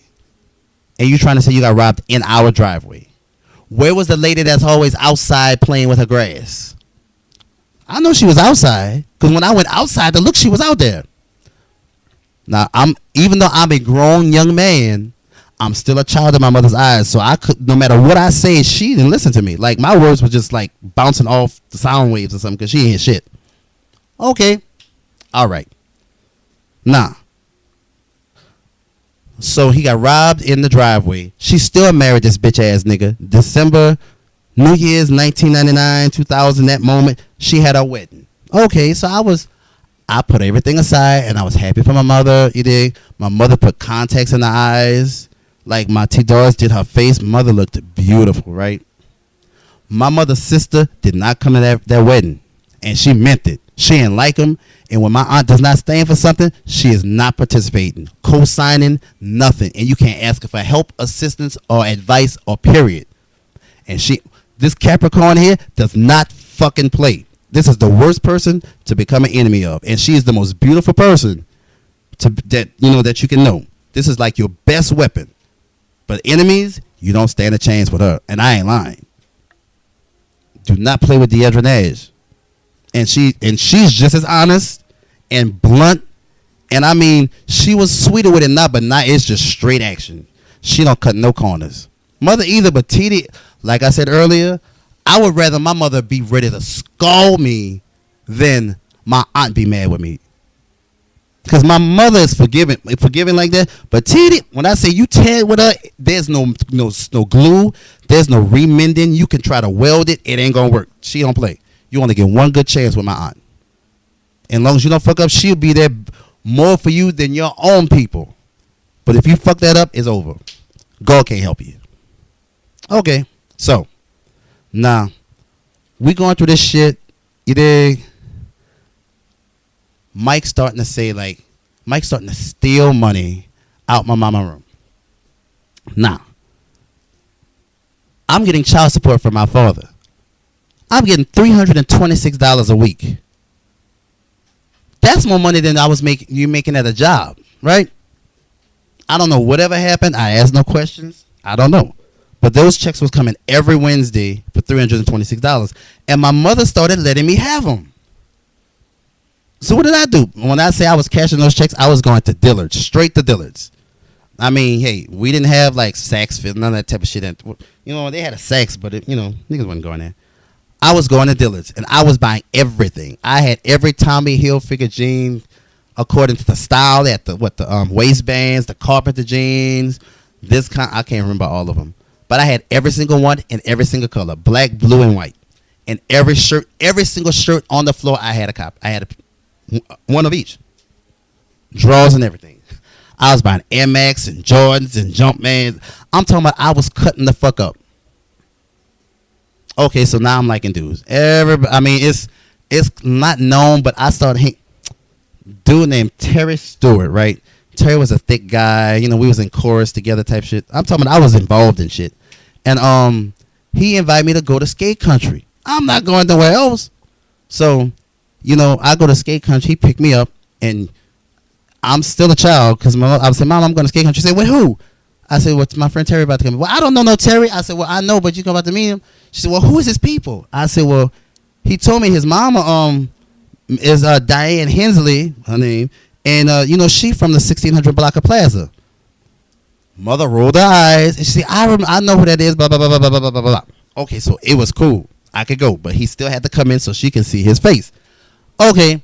So Terry is a short guy. He got a little weight on him, and he wore contacts. I don't know if they was green, silver, blue, or whatever the fuck.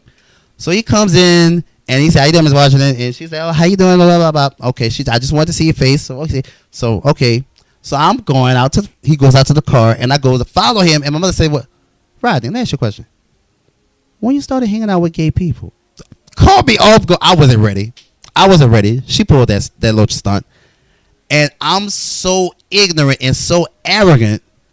I said, well, what if I'm gay? And walked out the house, locked the door, and got in the car. I'm talking about left no room for her. If she said something, I didn't even hear it, didn't want to hear it. Okay.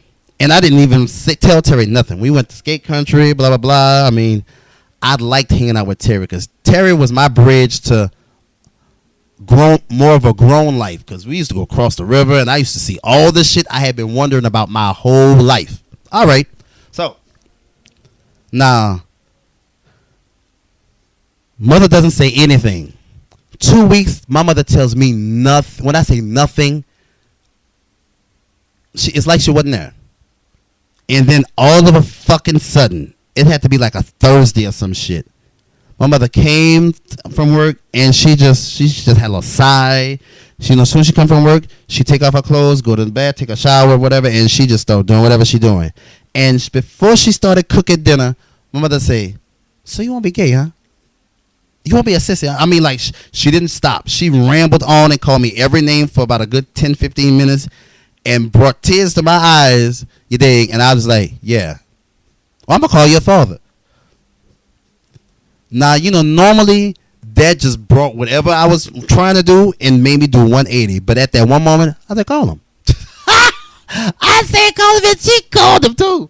And I'm going to tell you like this. I refused to answer. When I said my daddy was calling for me and I would not answer the phone, I was running outside. Whatever I had to do, I was not about to have that phone call. Because that man was probably going to reach through that phone like Ghost Dad and strangle the shit out of me. So I ran from it for a minute. My dad had to come to the city on a trip and got a hold of me. Man, all I'm going to say is, I don't even remember the conversation, but it did not go that great. And I couldn't even say nothing. All I could do was listen. And that's all I could say. I know he did not like gay people. They were sissies and homosexuals. He didn't really say faggot, but he said sissy a lot. Okay. Now, I'm going through shit. What do? I'll get a job at the movie theater. Man, so I see the white boy, like the white boy let his friends in the movie theater. So I let my friends in. Keenan and Tyler. I let them motherfucker, and I liked Keenan. Keenan was like a short red dude. I mean, like, yeah. But anyway, and I get fired, bro. I'm like, but wait a minute, he did it. I had to do that then because that wasn't even right. Man, they fired me. I was just pissed. And I was at the register and I saw these keys. What is it? What was it with me and keys? I have no. Anyway, so I steal this gallant out the parking lot at the movie theater. Now, I'm not going to tell you. The police were in the process of recruiting me. They had this sergeant. This had to be like a high-ranking sergeant or some shit. This man was teaching me everything, preparing me to become a Jefferson Parish sheriff's office officer. Man, and I'm talking about, I stole his car, and I'm talking about I took it on a ride for my lunch break. So then after I got fired, I got in the car, and I'm like, about to go for a ride. I'm like, Tyler and Keenan and Tyler were with me because the movie was over. So they get in the car with me, and I'm riding. Man, and the police come out of nowhere, like 5 cars. What does my stupid ass do? I keep going. I'm driving through the mall little area. I'm talking about I'm led them on a high speed chase. Hit a lamp post on one side of the street, cut through a parking lot. I'm talking about this was some real shit. Real shit on a Saturday. It's about 5 o'clock. So and what's happening at 5 o'clock is all the Catholic people are going to somebody's church. I'm known, right? So I'm talking about right at 4:30 something is when I try to turn up on the median or in the neutral ground in the middle, and it hits the oil pan, and all the oil comes out the car, and the car stops right then and there. And they take me out the car. I mean, nah. Does that make me a person that has been in trouble and been in jail? It has happened in a sense, but when I tell you, see, this is what God put me in this family. I come from the most noble of families in my city. And I have to be so serious when I say that. Because of my uncle Freddie Washington Jr., the last name that I just so happen to have, not from him, but from my dad. But that last name, I'm talking about, has smack behind it. I did nothing for it. But I was wrong for what I did. But my uncle Freddie, may God is pleased with him, because that was a man, right? That was a real honorable man, a very honorable man. And I'm not just from what I say. I've run across people who it told me stories about my Uncle Freddie. That's how I knew the history behind what they really, the money and the stuff they had. And I got out of that trouble. For real. Uncle Freddie.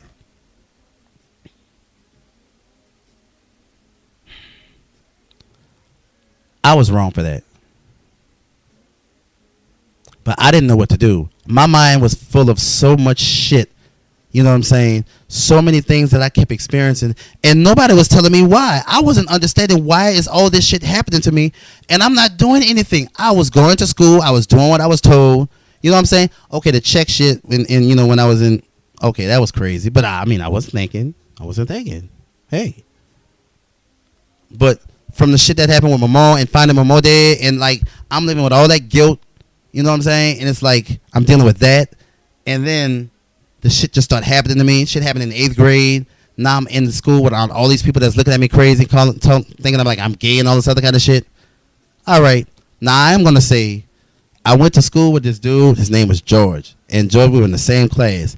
And he acted like he was gay. Now I'm not going to tell you like the last 2 years of high school, we used to be in the ROTC bathroom and he used to be eating the fuck out of my dick and vice versa. But I mean, hey. That did happen. So anyway, picture. Let me see what the fuck happened. All right, so high school. Now I'm senior and everything, and they're like, my counselor asked me, "What do you want to do? What do you want to do with yourself?" Miss Rodriguez, Andrea Rodriguez, was my guidance counselor. Won't forget that. I said, well, I don't. She said, "You ever thought about the military?" I said, "Well, my dad's in the Navy." I said, "Well, okay, we can go into the Army." Blah blah blah. Okay. Right. I take the ASVAB. I scored, man. I scored so fucking high on that shit. And I took the ACT and scored high. I scored a 30-fucking-1 on the ACT. Now, at that time, I don't know how this shit goes now, but at that time, that's some genius type shit, right? Don't ask me how I did it, and I couldn't even tell you, but I know I selected shit. I don't know if I did 1, 2, skip a few with this number or this letter and just whatever. I don't remember, but I took that test and I know what I scored. So I could pick any job I wanted in the Army. I was like, oh. Now, let me see. I'm not mixing shit up, but I'm skipping. I missed something. So I get suspended from John Ehret. This little short bitch ass nigga named Mr. Schmidt. Spell his name SCHMIDTT. He gets me suspended because he grabs my pager. Don't judge me. Off me. I'm not supposed to have a pager on school grounds type shit. I said, bro, school is over. I'm trying to get on the bus so I can go to work. Look, I still got suspended. I'm trying to talk to Mr. Hale, which is the assistant principal over the deans type shit. And ain't nobody trying to hear what I'm saying. I'm saying, wait a minute, bro. School is over. I was not in class with this. I was really 2 steps from getting on the bus when this bitch snatched my shit. Now, I'm a mama's boy and I love my mother, but my mother at that time, in my opinion, had no fucking spine. Because there's no way no parent was supposed to let that happen to their child under those kind of circumstances. Now, correct me if I'm wrong. And I would never I've never really discussed this with my mother because I don't want to go through that, but that's how I feel. There's no fucking way I would let somebody put my son out of school because he got caught with something after. It wasn't a weapon. It was a pager. And I needed it for work. And it wasn't on me during the school day. I got the bitch out the locker and almost forgot the shit. Because I didn't want no trouble. Too many people know me. I done been through too much shit. And I'm trying to go forward with my life. So I was not violating. And I got suspended. And that changed everything all over again. So now I hate my life. Because every time I get everything on track and I'm about to make a move or something, some fucked up shit happens. I never seen this bitch monitor the buses in the bus lane in the first place. This bitch just pops up and all of a sudden take my pager. I'm not going to say that I didn't even get my pager back, by the way. And we're not talking about the regular beeper. This is the sky pager. And this bitch took my shit and got me suspended. And I lost like positions and rank. I lost damn near every fucking thing. This is before I stole that car working at the movie. This is what caused that. And I can tell you that's what caused it. So after all of that happened, the gay shit, my mother decides to take me to a psychiatrist, Elliot Creighton. And she drops me off and tells him, fix him. Like I'm a sandwich or something. Like I said, I love my mother to death, and she had no help, no advisory committee, no one to get advice from, and she didn't talk to anyone about any of the shit. She did what she thought she was supposed to do. I don't knock her, except when it comes to how when people was like on my ass, she was supposed to stand up for me. I'm sorry, because I didn't let that shit happen to my son at all. Nobody was about to play with me. You're not about to tell me anything about what you feel about my child. You keep that shit to yourself, baby. If you feel some kind of way, you put it on this report card, and I'll deal with it then. But you're not about to tell me anything about my child. Period. I'm not going to have it. And if you think it's coming kind of way, bitch, I'm going to wait on you until you get off work, and I'm going to catch you at that light, and I'm going to show you what's up. Period. I'm not saying that's right in so many words, but see, bitches going to do what the fuck they do until somebody get on their ass and show them this is not what you're going to be doing. I'm sorry.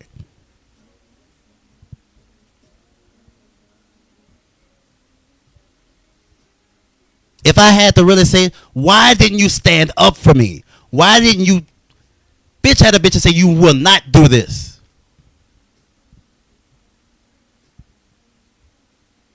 But see, my mother needed, my parents should have been together, and that shit wouldn't have happened. I wouldn't have been gay anyway, but still, because my daddy wouldn't let it happen. When the MPs was looking for me, and they asked, my daddy said, I told them, I'm not doing your job. If you're looking for my son, you go find him. Okay, I had a whole nother level of respect for my dad when he told me that. So when he called me looking for you, and it came to him looking for me, he said he wasn't telling them where I was. That's what a parent does. You know, he didn't have to. He could have, but you're not gonna get in trouble because I don't tell you where I'm. So what? I don't know where you're at. I'm not telling you. Even if I knew, I don't know, and if I knew, I'm still not telling you. Fuck you. That's your job to do. Go do it. If you go do your job, you might find him. But they couldn't find me. It's only me. I'm the only reason, because that's what, like, when all that shit happened, that's when my dad got found on side of the road. We skipping some years now. So, my dad got put on side of the road, and they found him, and he ended up with glioblastoma. Same shit that Senator John McCain had. Took my father to the hospital up there, and he had brain surgery, and they didn't even wait.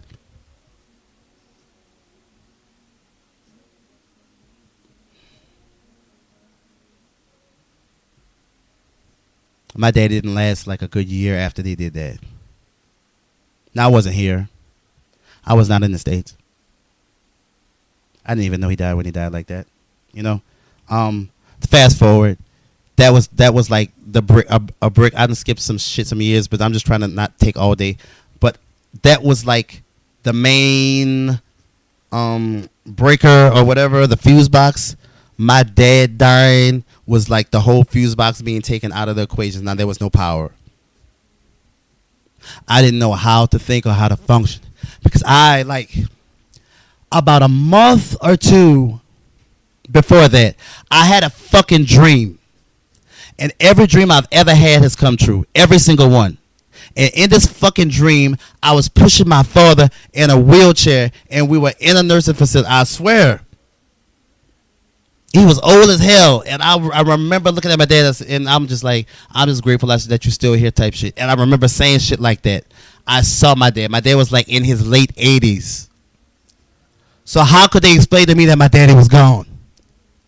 That man was gone. Like, I saw the program, I saw something else, like my dad was laying in the fucking casket, but yet my dream showed me him at 80 something years old, and my dad was gone. Right? My dad hated this gay shit, didn't like it, didn't want to be around me, until a few years ago, my dad all of a sudden chilled the fuck out. I was fucking with Antoine Washington, and it just so happened that we had the same last name. And my daddy called me and said, won't you let's go have drinks, me, you, and your friend. I said, wait, what? Who? Huh? He said, you heard me. Me, Antoine, and my dad went to this bar that Lisa Turvalon took me to, an out-of-town bar or some shit on Claiborne. Was it Claiborne? St. Bernard and the Rampart in New Orleans, right? And we had drinks. And my dad, I'm talking about my dad. I knew my dad was a drinker because he drank Captain Morgan's Puerto Rican rum. Bottle used to be on side his bed, like exclusively. My dad was getting full. I remember my dad saying, "Man, you know what your mama problem is." I'm tickled that he just talking to me so freely, right?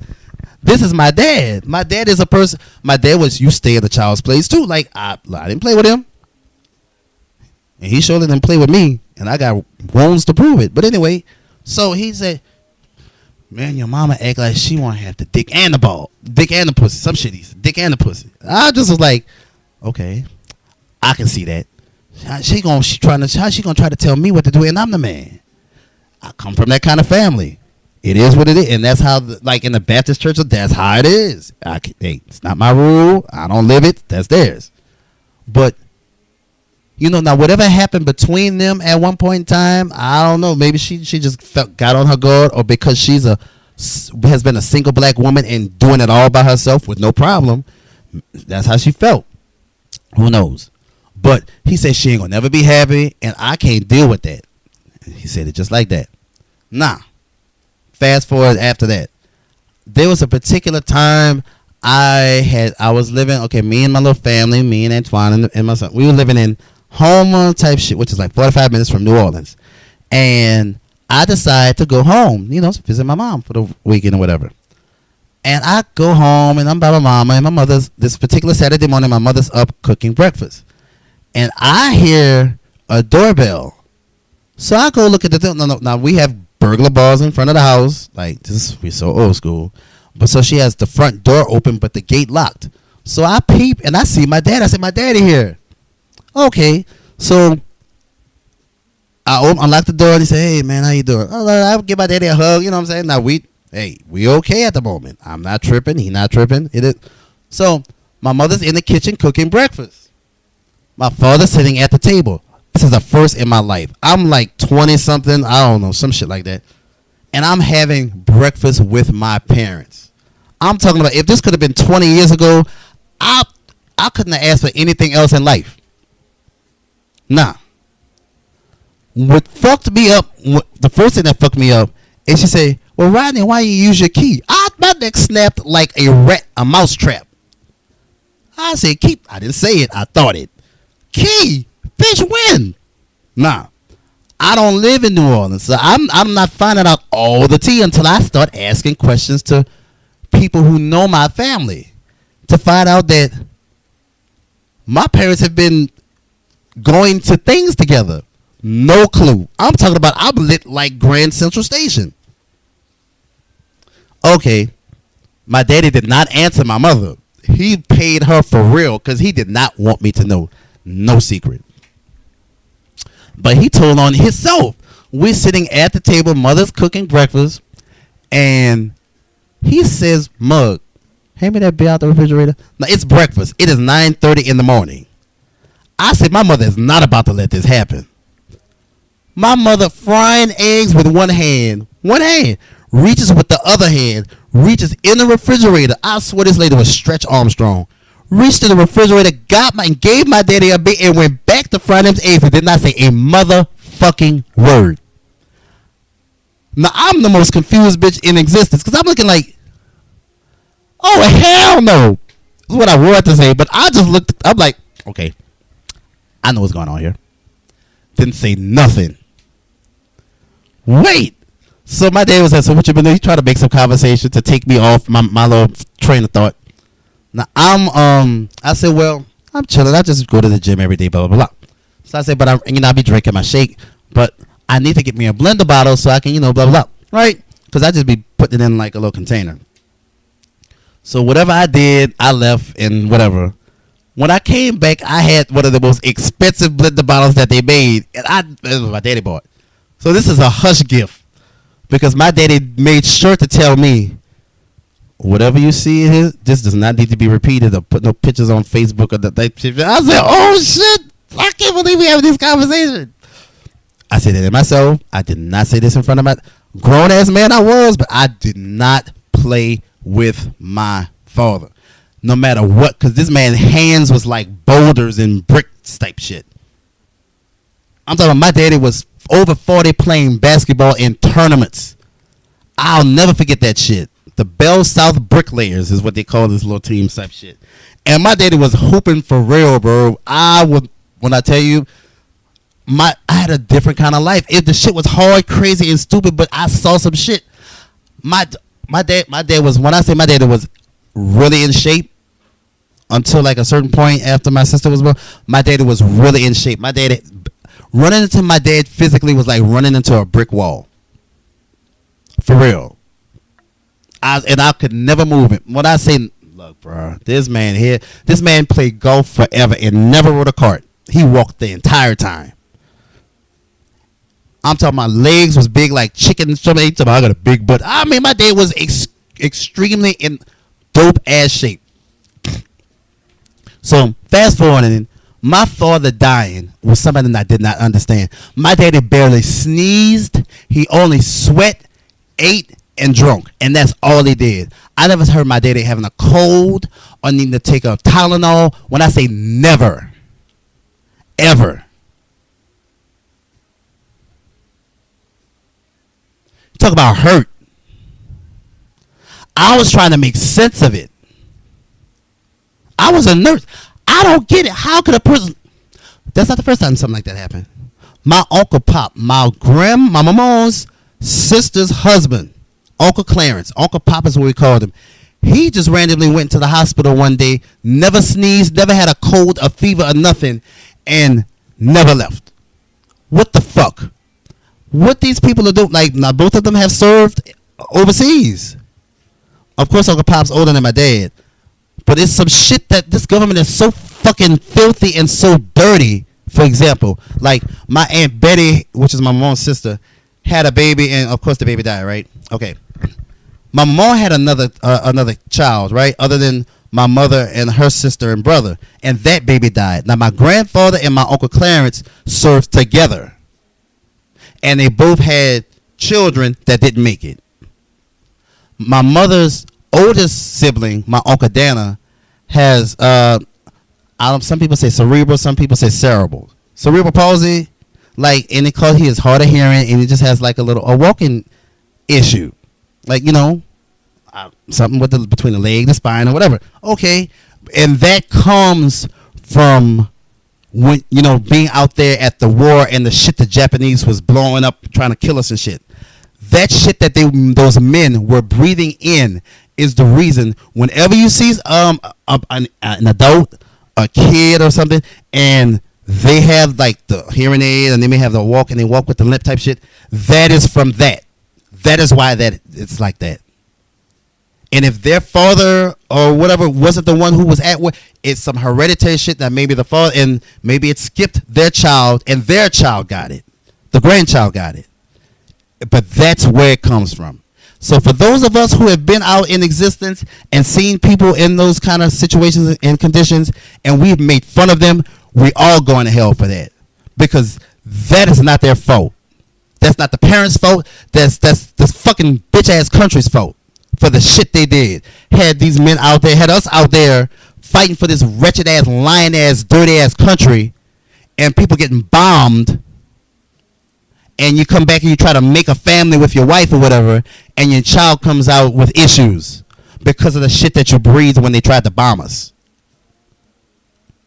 And the government, they only want to give you a person maybe like $900 a month. Bitch, they should give them everything, because these people died for your country and tried to make a family, and their kids couldn't come out right because of the shit they put us through. People out there, we risking our lives for this fucking country, and stuff happened to us, and they forget what the fuck we did. But they wonder why military veterans are so fucking crazy.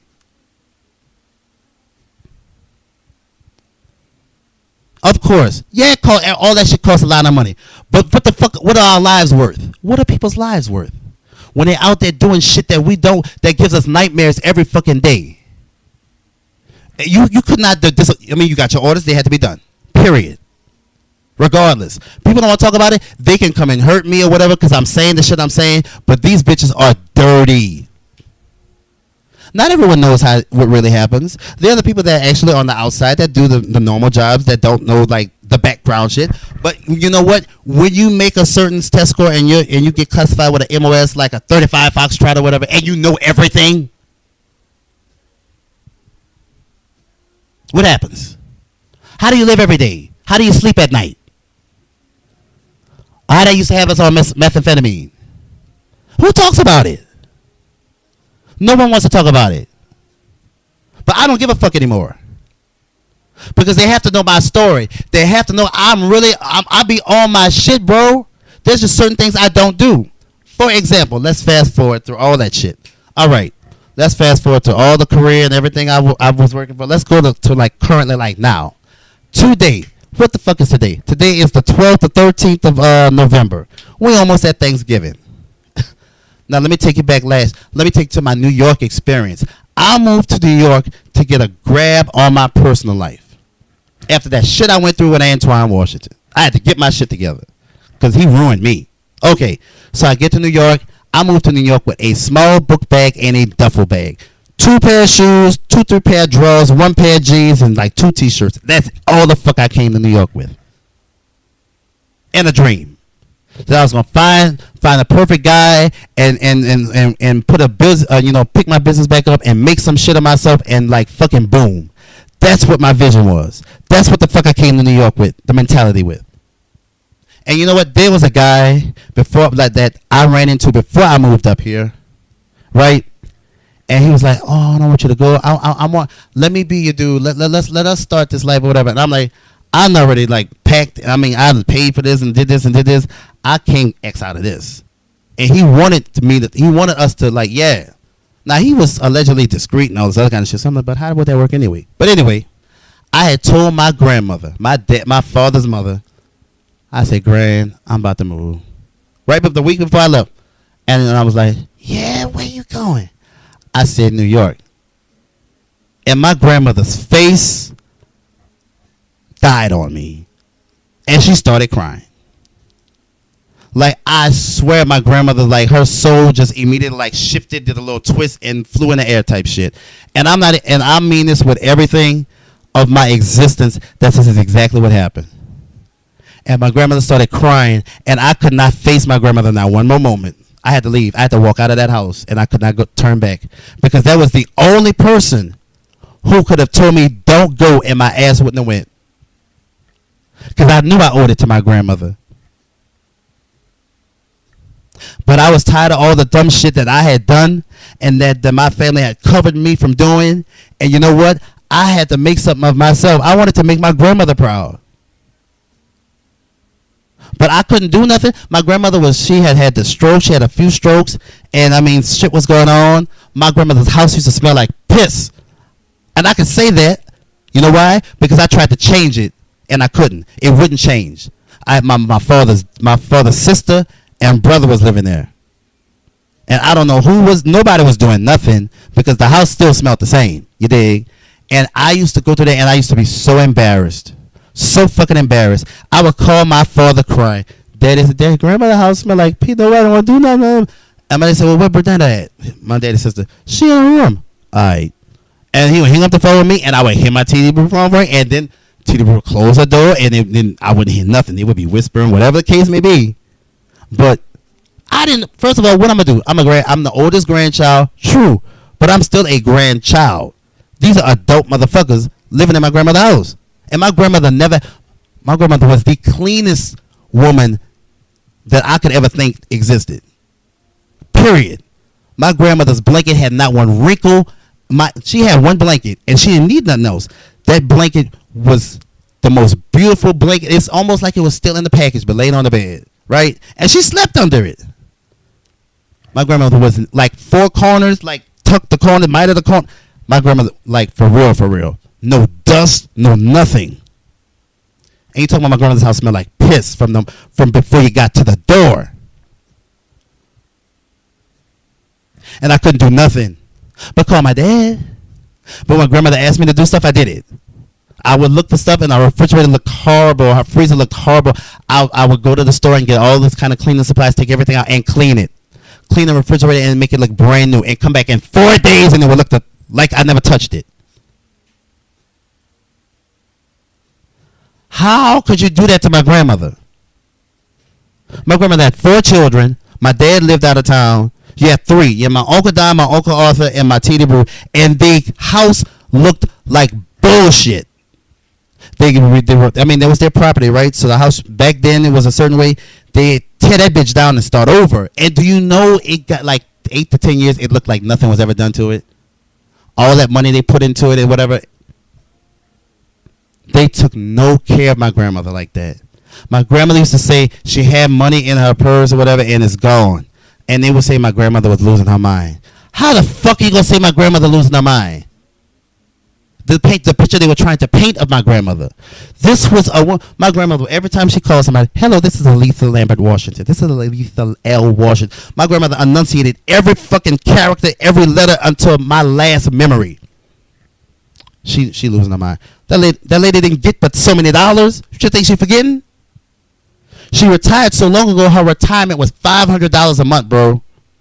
My grandmother received $500 a month for her retirement. I don't know how she did it. Now, what I do know, my dad and my Uncle Don. My dad and my Uncle Don were the financial hitters of the family, right? And whatever didn't come from my dad came from Uncle Don. And I mean, that I know. That part he did. My grandma, like in the time when grandmother, before she got to that way, whatever my grandmother said came to her with no question. But I knew something was wrong one time when my Uncle Don had brought my grandmother somewhere, and my Tita Brew asked Uncle Don about something, and my Uncle Don made a joke and said, yeah, she wet my seat. And my grandmother started crying. I could not believe he said that. I could not believe that bitch ass nigga said that. And I had love for my Uncle Don. My grandmother died. When I left and moved here, I moved here like right after the Jazz Fest, because Anita Baker was at the Jazz Fest. My favorite artist in the world. I know every fucking song, every note to play it, every note to sing it that Anita Baker has ever written. I absolutely, if I was straight, I would want her to be my wife. Real shit. That was the baddest female that my eyes laid eyes on in 1991. No woman in life was doing it like her.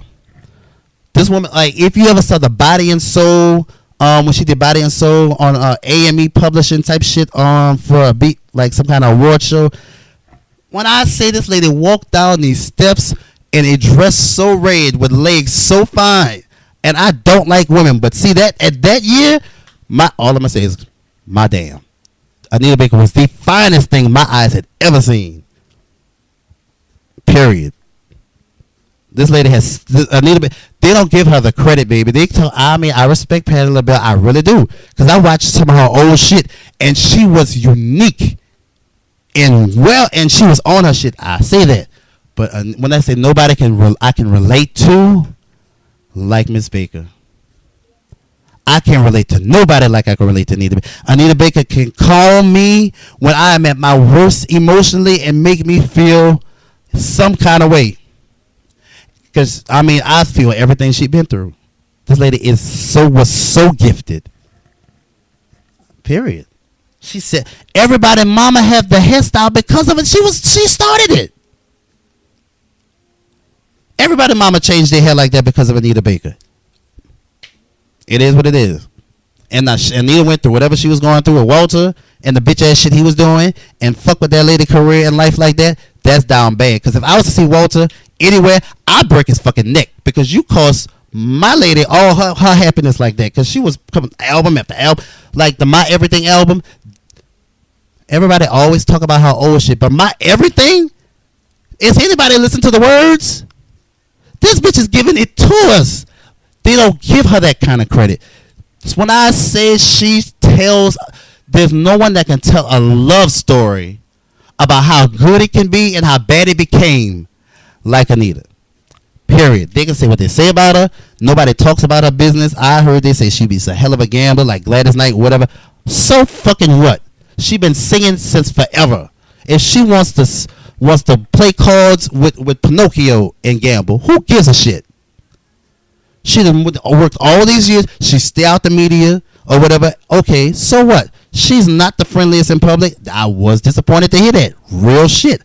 But, I mean, because of people like me, she might be like that. Because I would lose my mind if when I went to the Jazz Fest and I saw Anita Baker and she came out for that sound check, I passed the fuck out. They had to pick me up off the ground. Swear to God. I stopped by my twin before I went there. I wanted my twin to come with me. I was gonna pay for him and his boyfriend. They said, "Twin, that's your thing, but that really ain't our thing. I love this song, the certain songs, but that's your thing." I was depressed. I really was, but I went to that concert. Hey, man, she came out there and I passed the fuck out like the white folks pass out for Michael Jackson. I sure the fuck did, bruh. Like for real. Yeah. And then when she sung, I cried. And I'm talking about I'm on Snapchat. I'm proof. Because the phone, me, and everything hit the ground on Snapchat. So I'm not just saying shit. You know what I'm saying? Now, I done skipped over some shit. But I'm just giving you the meat and potatoes. I'm talking about I'm going through a time. Okay. Now, what happened right before that? Now, the army is trying to ruin me. And I don't give a fuck if they try to come fuck with me behind this. But I'm going to put it out there. The army is trying to ruin me because of the shit that I know and what I've gone through and all this other kind of shit. So, what do? How did they try to ruin me? They tried to set me the fuck up. Well, they did. So, I like dudes. No shit. No secret. So, I'm working, picture. I met this dude on Grindr, which is an app, whatever, you know, a gay dating app or whatever the case may be. And I'm trying to see what this bitch look like because it's like according to like his features is, you know, weight, height, and weight. He fine as a bitch. So I'm like, what's up? What you look like? He said, well, I don't send no pictures online. I got to see you face to face type shit. So I'm like, all right. So what's up? He said, well, you want to pass through the night? Fine. I go drop my mother off at work, right? Mother got a green Ford Escape. This little Ford Escape is one of the most safest cars at that time. Like the year of that car. I can go 70 miles an hour and turn a hard ass curve and that car doesn't even make a flinch like something's going to happen. And I only can tell you this because I did it. And it handled so well. Now, we're not going to talk about the fact that my mother gets all her work done before it needs to be done and kept 4 new tires on it at all times. If nobody knows how to take care of a car, my mother. Now, if the mechanics is crooked, she doomed. But she seems to be good at picking her dealerships. Mother does not play. She know ain't nobody that'll work on her car, so she gonna get it done before something happens, so she don't be stuck out. Because she is not one to be stuck out. That's a rule I've learned. She'll say, fuck you if it's gonna stick her out. Period. Okay. So, I dropped my mother off at work. Because she was working night shifts. Because some shit happened with her brother, my uncle. He had to get hips replaced and he had to break his ribs and all kind. Like, my uncle went through fucking hell. For real. So my mother, she started working at night so she can help take care, my aunt take care of my uncle Dan and all this other. This happened like forever ago. Okay. So, drop my mother off at work and I shoot straight to Westwego, which is where this motherfucker stay. Now, if you don't know about New Orleans, Westwego, like the way it is on the West Bank, all the little cities are right next to each other. And it's like straight lines down on the map type shit. So Westwego, once you get to Westwego is like racial grounds. Like being black in Westwego is not something you want to be. Unless you got some kind of job with favor and you doing something where these people know you, period. So, but I'm driving my mother's car. My mother has not had a traffic violation, nothing. My mother has a perfect driving record. I would drive her car drinking a bottle straight in broad daylight. Because you know how they do in New Orleans. They run your plate. They racial profile a motherfucker. But before they look at you, they look at the plate. If the plate is okay, they will not fuck with you. Period. Okay. So I go pick up dude. Now it's like 48 degrees in New Orleans. According to us, that is like here in New York, that's like saying it's 10 degrees. I'm talking about people be bundled up like we're walking on ice and the ground is ice, period. For real. So I go pick up this little dude, right? He gets in the car. He's bundled up like a motherfucker, right? So, okay. I'm looking at, all right. So I'm driving. I get to my mama's house, right? I pull up, and park. Okay, so I don't put the car in the garage. I leave the garage door up. So, we get out the car and we get in the garage. I pull the garage door down. And so I go reach inside the door and flip the light switch. So I said, man, take that shit off so I can see what you look like. This bitch takes the mask and the hoodie and all that shit off, and this bitch is fucking white. So I put my finger in like I'm getting cold on my eye, like I'm not seeing what I'm seeing. So I said, I'm like, my heartbeat start beating like I'm like tachycardia. I'm about to need to go to the hospital. So I grab my phone and I text my best friends, my twin, and Bubby Stanley, who I don't fuck with no more, but I'm gonna tell you about that. So all right, probably in the next show, because I might have to end this soon. So what happened was I text him and say, this bitch is white. They say, what you about to do? I said, after I finish this black, this honky is going home. Just like that. I took 2-3 puffs into that black, got up, opened the garage door, didn't even turn the lady light off. I'm talking about walked out. I pushed the garage door closed, didn't even lock it. Got in the car, he got in the car, and I dropped him off. And I didn't tell him one fucking word. I was mortified. This bitch is white. First of all, I'm like, does anybody know me? Who are my grandparents? I had the most prejudiced grandparents that existed. At least my grandfather said the white man, the white man, period. The white man. I don't know the white man. They said used to ask my grandfather, what was your favorite team? This man used to say, whatever team got the most colors on it. I swear. Nah, my father had respect towards people. My father had like half white best friend, Mr. Chuck. But my father did not like white people either. And of course we have reasons. Look, my mother's side of the family is mixed. My great grandfather, my grandpa Freddie, not my uncle Freddie, this man was white. Now that's the truth that I know, but don't nobody talk about all that kind of stuff. Hey, who am I? Because I'm like way down the ladder when it comes to generations, so I leave that alone. But nobody likes the white people. Why? Because the white people always fuck over the black people. That's all we've seen. It'd be different to have a different narrative if they did something different. If they would do something different, we wouldn't feel like this. But every time you see a white man trying with some kind of position of power, that's all their focus seems to be, is to fuck over all the niggas. Period. White people are evil. I don't like them. I don't like the way they smell. Real shit. And that's how it's been. I've tried. I can't even be attracted to a white man because they smell like a fucking dog. It don't matter what they do. I mean, and I'm sorry. I mean, forgive me, but I'm speaking the truth. And if I'm lying, please don't get mad at. Look, I'm not. You know I'm not lying. So if you are white and you're listening to this, all I can tell you is step your game up, get your soap game right, and change it. Because guess what? It is the truth. You could take a bath or a shower with that Axe shit, and that's some strong ass shit, and you still smell like a fucking wet dog. And if I am lying, God, please stop me from breathing or whatever, because I'm not here to tell a lie. I'm here to tell you the truth, not just my truth, the truth. So, but yeah. So anyway, time passes, like months pass, right? Okay, and I say I'm gonna go, have me some fun. So my mother lets me take her, like, long as I drop her off, as long as I pick her up from work, I can take my mother's car. I like my mother's car because she has the flawless driver's license plate. So when they run her plate, when police will get behind me and run my mother's plate, after I know they run their plate, they get in another lane and they turn around and do whatever. I'll be fine. I love that. For real. So I'm riding, right? I go pick up this little dude. We about to go in the woods and have fun. I never did the woods and fun, so I'm excited. Like, I'm talking about, I'm happy. So, okay, we get all the way to, like, Mizzou. We in Mizzou and everything. And I'm, okay, now I don't really know my way through Mizzou, so he telling me where to go. So, okay, and I drive, and I see this police get behind me. So I'm like, I ain't worried. He's going to run a plate.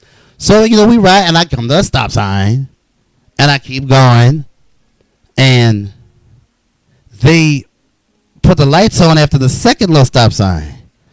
So I pull over. I say, oh, my God, what the fuck? So he asked me for a driver's license registration. So I give him my license, right? He come back and says, sir, can you step out of the car, please? First of all, I'm in a car with a motherfucker that I don't even know his name. I don't know who this dude is. I don't know his name or whatever. The bitch fine as a motherfucker, but it's like we ain't get that far because I'm a person of action. So step out of the car. I'm like, what's going on, officer? Step out of the car. He said it again. This is NOPD. I mean, I don't like NOPD because they be trying to fuck with me because they know who I am type shit. So I'm like, okay, I'm going to comply. I got a witness. You know, this man tells me that you have a warrant for contributed into the delinquency of a minor, some shit like that. And I'm like, that is a fucking lie. I'm like, you got to be kidding me. I'm laughing. Like, you playing. Place your hands behind your back. What? Wait, hold on. I'm like, wait. I'm an Army officer, sir. I mean, look, this man doesn't want to hear anything I had. This man arrested me. First thing that comes to my fuck what he telling me I'm going to jail for. My mother's car is in misuse. My mother doesn't drive across the river in the first place. First of all, that means I can't pick her up from work. How the fuck is this lady going to get her car? That has me more upset than whatever the police are talking about because I know that whatever they're talking about is foolish, fraudulent, and full of shit, and it has no weight. But what I did with my mother's car being that far and she can't get to it, that's worse than a murder charge in her book. And I know that was going to... When I say she was going to let me have it whenever she thought about it. So they transferred me from Orleans Parish, which is like a county, to Jefferson Parish. And these people, man, when I figured this shit out, that white motherfucker was 15 years old. Now, I'm 30-something. I don't remember the year. But this bitch was 15 years old. So I'm like, how the fuck? You know? Now, I'm trying to talk. Now, the DA telling me, well, would you sign the paper? Look, hold on, sir. Check this out. Let me tell you something. I met this dude on a dating app. When you sign up for an account, and they have no anonymous shit then, when you sign up for an account on Grindr, you click a box that says, I certify that I am at least 18 years of age. That disclaimer is what saves a motherfucker who can think. Now, as I paid attention to the news, they had various similar situations, but not like mine, with other individuals, but these were relationships type shit. Now, see, that's on them. Because ain't no fucking way you're going to be dealing with somebody that long and not know their full name and their date of birth, and at least maybe the last 4 days social. And if you don't, you're an idiot. Because ain't no fucking way I'm going to let somebody get in my bed and I don't know who the fuck they are. Period. And if they give me a name, like, I give enough clues that I'm not a regular person, and I can find out anything I want to know. So, bitch, I will know who you are before you leave my house. People done try to take too much from a nigga. They be trying to... And for anybody who may be listening to this bitch that done took something from me, bitch, I promise you I haven't forgotten. And your days are numbered. Call it a threat, I call it a promise. And I don't speak twice, if anybody knows me. Because there's no reason I don't touch people's shit. Bitch, I work hard. And for what I'm doing with my life, and for the community, and what I'm trying to do to make sure that we stay safe, and you stealing from me, and I'm trying to protect us, bitch, you deserve to drop dead. Period. And I'm just saying that. And it may be not nice, it may be rude as fuck, but I'm being real because I didn't do nothing to any of you bitches who stole something from me. Nah. I'm a person of honor. I am a person, like, regardless of what I just said, I am an honorable person because I treat people with class and dignity. If you stink, you stink. That ain't my fault. You should smell yourself before you walk out the door. Period. If you look like shit, you should look at yourself in the mirror before you walk out the door. If I don't look as pleasant, it's because I don't give a fuck at that moment. So it is what it is. But at the same time, I have honor with myself. I have respect for myself. I have worked for the reputation that people have continuously tried to tear down. That shit that the government tried. Bitch, I'm still standing. You can say whatever the fuck you want, but people aren't stupid. People know that you just can't get certain things unless they give it to you.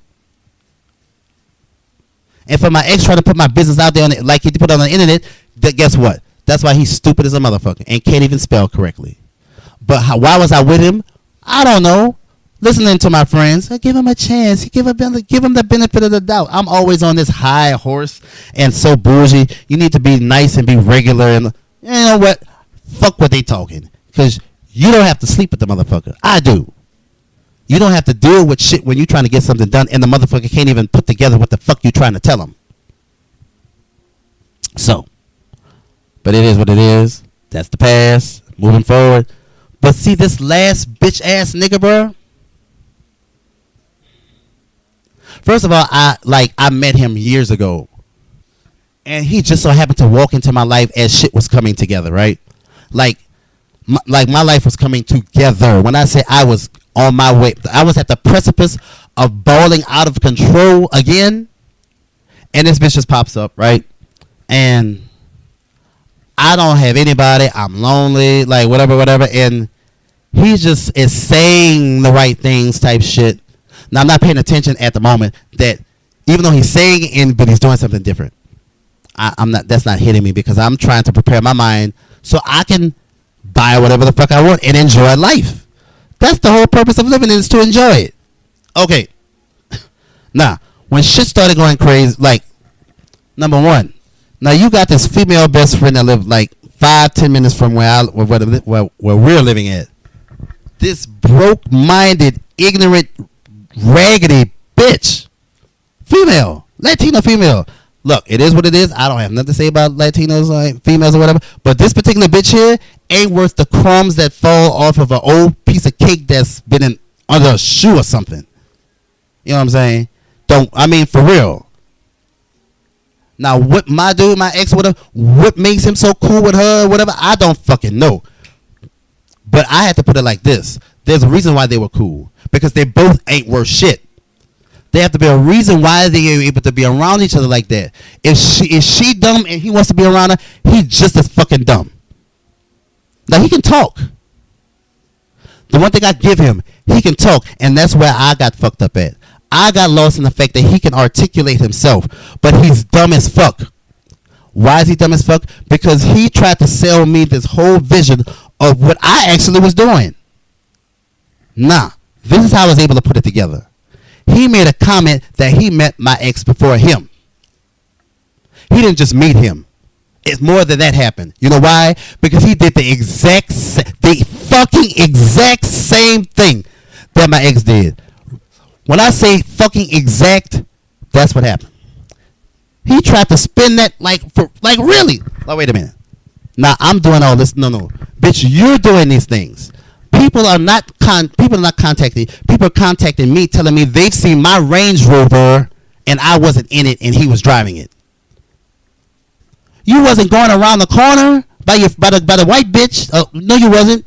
Why? Because Land Rover tells me. The app tells me. I'm going through my car and I'm checking the Bluetooth. I'm constantly seeing additional devices added to my shit that I've cleared. Help me out now. I'm not crazy. And you try to tell me that's not what I'm seeing. I'm not fucking blind. You're not about to tell me that because I'm looking at something and I look 2 and 3 times to make sure I'm not tripping. I know my fucking phone number starts with a 212 and your phone number starts with a 347. So when I see a 929, I know damn well that's none of us. And I'm seeing different numbers. You're supposed to do your research and listen to what I'm telling you. I have a numbers thing. So I remember numbers at the time, I remember any number I fucking see. So I know I'm looking at different numbers every time. Okay. Not only that, bitch, you want to go out? I don't want to go out. I don't want to go out with do the shit because you want to get drunk and all that. Look, I have that much class with myself. First of all, I don't drink in public. I don't really drink at all because I don't give a fuck when I'm drunk. And I was spitting the bitch face, knock a bitch out, female or male or whatever. So to avoid that, I don't drink. I know my limits, and I conduct myself accordingly. Because my family told me, you can get in trouble like that out there, we can't help you. We here. You know what I'm saying? And that's true. So my families who got pulled, got relatives who do good things, whatever, they can't do shit for me out here. So I know one motherfucking thing. If I do anything wrong like that, I can't call nobody. So I conduct myself just like that. I'm not stupid. Okay. He one particular time he gonna go out, he gonna catch a Uber or whatever. I'm in the room cleaning up, and something just tells me to go look at my app. I look at my app and my car is not there. My car is moving. I call him and the bitch don't answer. When I say my blood pressure was, I damn near died that night. Bitch, I just told you about taking my car. Because guess what? He don't drive that well. You hit somebody and they coming to get me. Not necessarily beat me in the gym, but they going to take everything I ever had and will have if by you doing something fucked up. I'm going to lose everything because you want to try to sneak and go and do whatever the fuck you're doing. Talk about you with this girl and y'all doing here. And then I get a random call and you tell him, you're crying on the phone telling me about my sister, man. So your nephew, allegedly, your nephew calls you and tell you your sister been in an accident and you think she dead. So whatever happens, you get the car. I get on my motorcycle and ride out to my car, and my car is in the middle of the intersection. My door is open, the driver's door is open, and the panel of my door is not on the door. It's on the ground. My moonroof, the top part of the moon look like it's about to shatter to 1 trillion pieces. And you want to tell me don't worry about my car? Your sister gone. You don't have you done threw something and now you don't have the fob for the car. You can't start the car. You can't move the car or nothing. Okay, so where I was wrong at? He shouldn't have had a fob in the first place. Okay. I'm treating him like a grown-ass man and not a child or young, and show responsibility. But the bitch ain't being responsible. You taking my car, man. Not just that. He taking the car and going all kinds of places. Like my phone isn't telling me. See, what he thought the phone would give me the final destination, but my phone is giving me everywhere the car stops.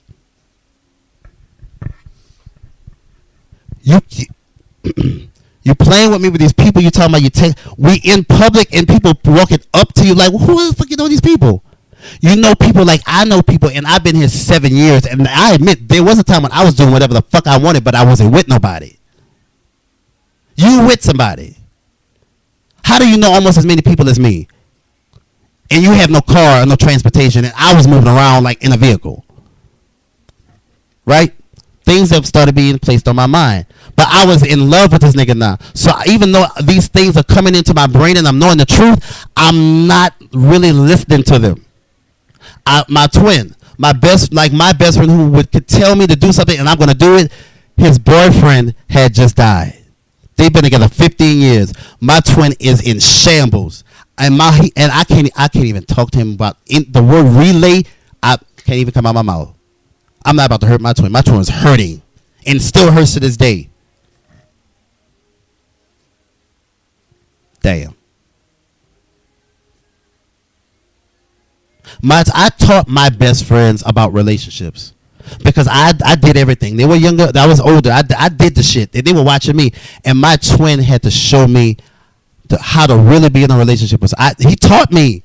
My twin taught me something. Like, you know what I'm saying? Like, he really showed me how to be patient, how to be kind, how to be loving, how to compromise. Deshaun Thomas Marchand taught me all of that all over again on a whole new level.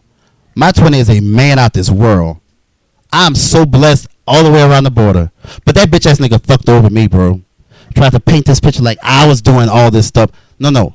You was doing it. Because you keep telling me that I'm trying to live according to a reputation that I established. No. That's my reputation because that's how I live. That's what it is. Because I choose not to try to go fuck other people or sneak around with other people.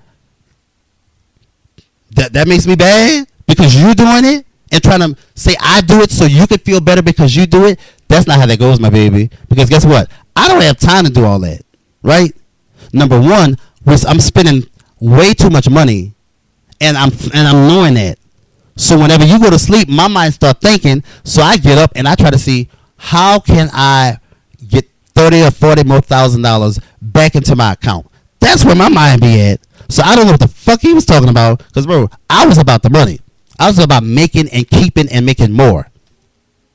Because I know my hands can touch 5 M's in the whole 7 years I've been there.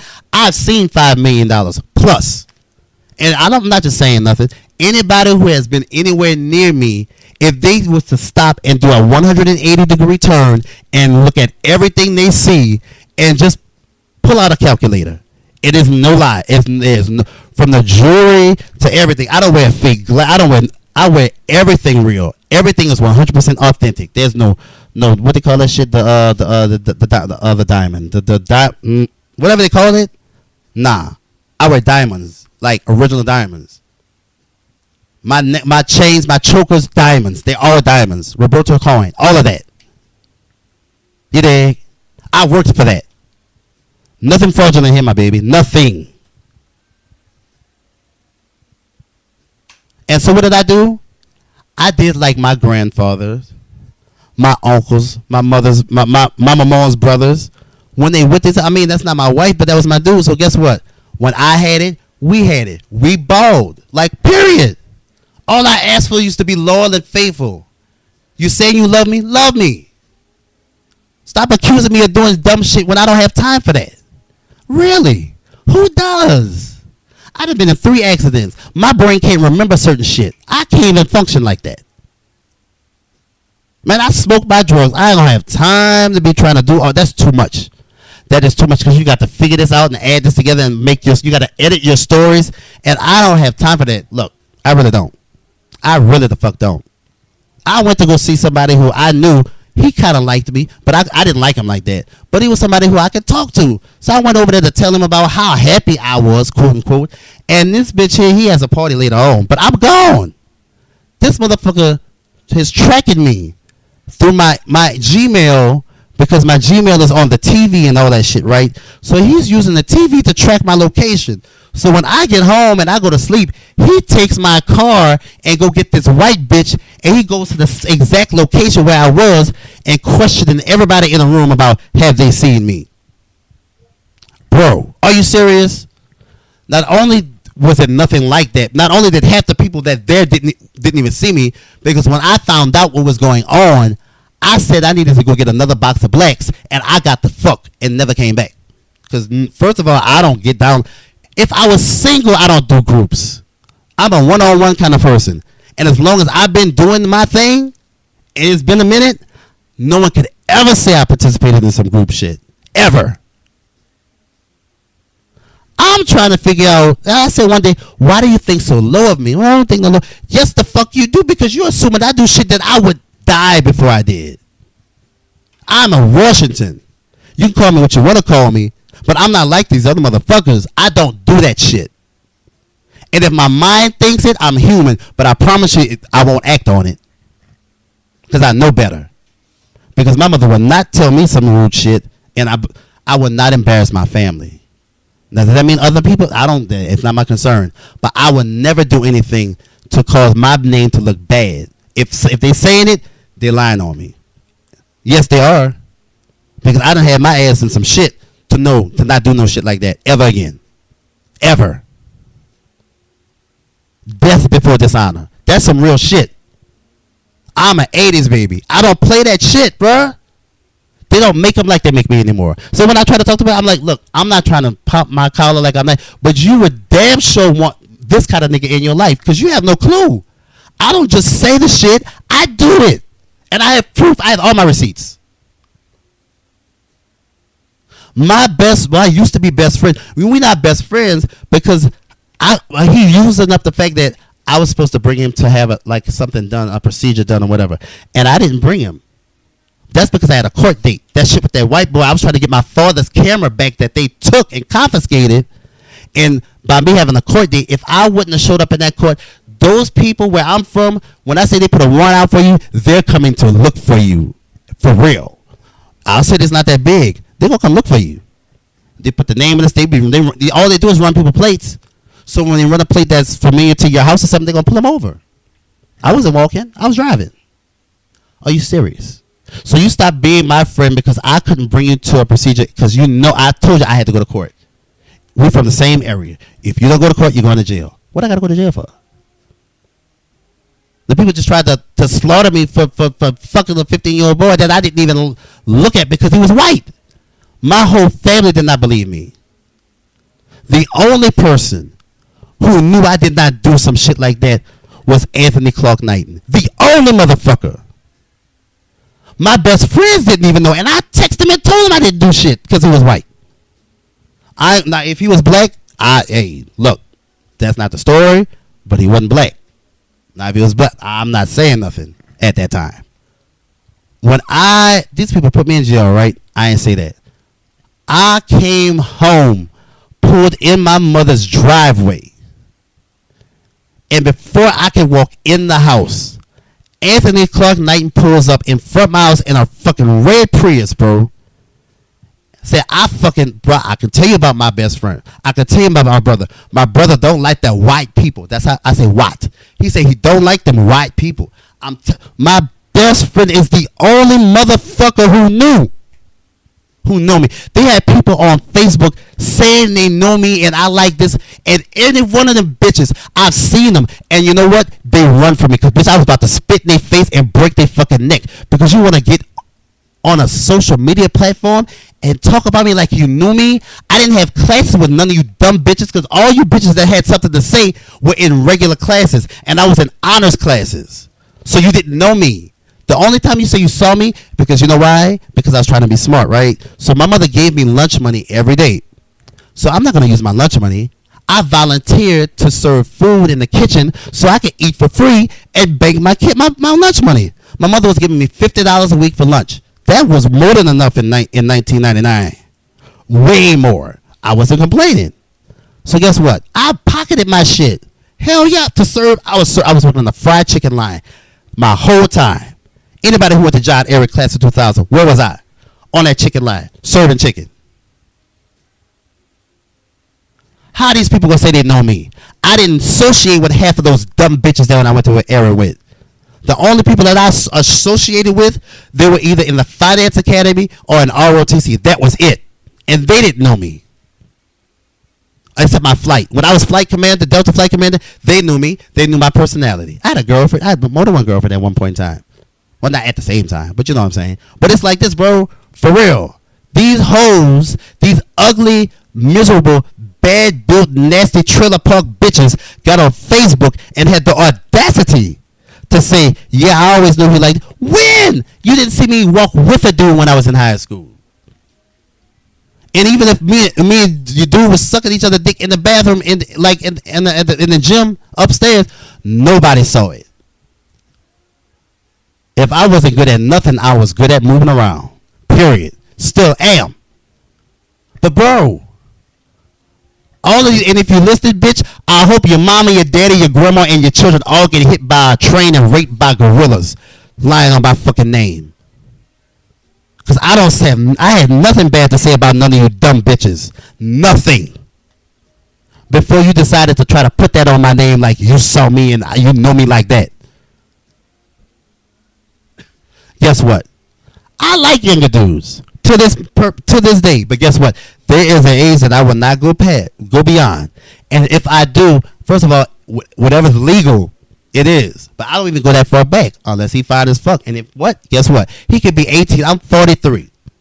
And if he 18 and he wants his dick and I want to give it to him, I'm going to give it to him because he's legal. What's the fucking difference? How many people have an aunt that's the same age as their parent? You will come at me because I like younger dudes. Your mama and your daddy doing the same fucking thing. For real. And they having children by them. I want to know what makes you so good to try to fuck with me like that. But the thing, like I said, all you bitches who had something to say will not greet my face. But when I do see you when I'm home in New Orleans, I shit on you because you look like you shopping from anything that you find on a corner of a street. You might have looked halfway cute in high school and had some kind of shape or figure, but you can't even fit through a doorway right now. And that's all of you. Real shit. Now, I've never been a person to talk about anybody. I kept my shit to myself. I didn't bother people. I wasn't messy. I wasn't rude. I was very respectful. Y'all came fucking with me. Y'all let the government try to set me up, and y'all try to amplify that shit like that shit gonna hold up some fucking where. When the reason why they were unsuccessful is because you cannot fuck with somebody who meets somebody off of a dating app that has a requirement that you certify that you are at least 18 years of age. Which y'all forgot I'm stupid? I didn't go to college 1 or 2 times or 3. I went to college 4 times. Do you think I'm stupid? I'm just saying. Y'all bitches left high school and cut it and left it alone. While y'all thought I was doing all the dumb shit, I was educating myself as well, and I was walking across the stage. And you know what hurts me the most? My mother has never seen me graduate. So I made a decision. I'm going to get if I get accepted into this master's program, I'm going to do this shit. And I'm going to make. My mother does not want to leave her state again, but her ass is coming to wherever I graduate from. So she see this, and her sister. And I don't know what we're going to do about my uncle, but those two, since those are the only two I really have left, they're going to physically see me walk across that stage if it's the last thing I fucking do. Because my grandmother's gone. My dad's gone. I've spent the past 10 to 15 years overworking myself to prove to my family that I really am that nigga and been that nigga and still that nigga. You feel what I'm saying? My reputation is that strong. But it's bad when your family don't have faith in you. After that shit happened with that white boy. I mean, I have cousins who stopped being friends with me on Facebook and everything. Really? My father's side of the family, they stopped speaking to me because when my grandmother died, Grand died, and I couldn't believe it when my cousin Jeremy called me and told me that Grand. That was the worst. That was worse than me finding out about my dad when my grandmother died. Right? I was no good. I locked myself in the room where I was living and did not leave that room for like 30 days. I'm talking about no bath, no food, no water, no nothing. I love that lady that much, right? So my uncle called me and asked me for the pictures. My father was the family photographer, which is why I like to take pictures. I'm a photographer. I mean, I get it all because of my dad. And my dad had every picture of anybody who was somebody that either was in our family or was close to our family. And he was the only one who had them. So there was this big-ass brown suitcase full of pictures. Now, from what I thought, those are my father's pictures. So my daddy was gone. So I remember asking my grandmother, can I take my daddy pictures? She said, yeah. Wait, first of all, regardless of who put they in my grandmother's house, so I'm going to ask her. She said, yeah, and I took the pictures. Now, I moved to New York. I left most of the pictures in the garage at my mother's house. But I took a lot of pictures, like anything with me and my grandmother. But I mean, before she died, anything with me and my grandfather, me and my grandmother, me and my mother, or me and my father, I made sure I personally took those pictures. Or me and anybody. Okay. So, now in between that, I do my, like I said, I'm a grown-ass man. I do my drugs, and just like I told somebody, so what? But I know I've won an international award, so you know what? Fuck who think I'm some, or whoever, because I do it. Y'all can all suck my dick, plain and simple. You know what I'm saying? It'd be different if I couldn't accomplish things or get things done or even be successful. But since I've managed to do all three of those and I get high and do what I do, fuck you, right? So, okay. Now, my uncle's asking me where are the pictures. And I know I got stuff that I don't want them to see all in between the two. Because I'm like, they my daddy's pictures, they my pictures. So, I mean, I'm just leaving them there until I come back or whatever. So I had paraphernalia or whatever else in those pictures. So I'm like, okay, I'll be there tomorrow or whatever day I said I'm gonna be there. He want the pictures right now. He want me to call my mama and tell my mama, let them go and take the pictures out the house. And we know that can't happen. Because I know they had some kind of something up in there. I know for a fact. Because I remember the last time I was in it, I was smoking it, and then my mama would tell I stuff it in the suitcase right quick because I didn't want to hear nothing. So me saying okay for that was like exposing my business to the whole family. And it was going to be some shit at a funeral. So I wasn't about to have that. And because I said no, you can't get these pictures until I get there, they stopped fucking with me. Period. My cousin Jeremy tried to call me and said, well, man, picture. I said, well, shit. Regardless, I'm Lil Rodney, so whatever was my daddy's and my daddy going, it's for me. Period. Now they say they wasn't even your pictures. I said, well, nobody told me that. But you still gotta wait. Okay, they're not my pictures. Whoever pictures they for, but you can't get them till I get there. And he didn't. And guess what? Because that wasn't the answer he wanted to get here when he wanted it. My father's entire family basically died with my grandmother, except my sister.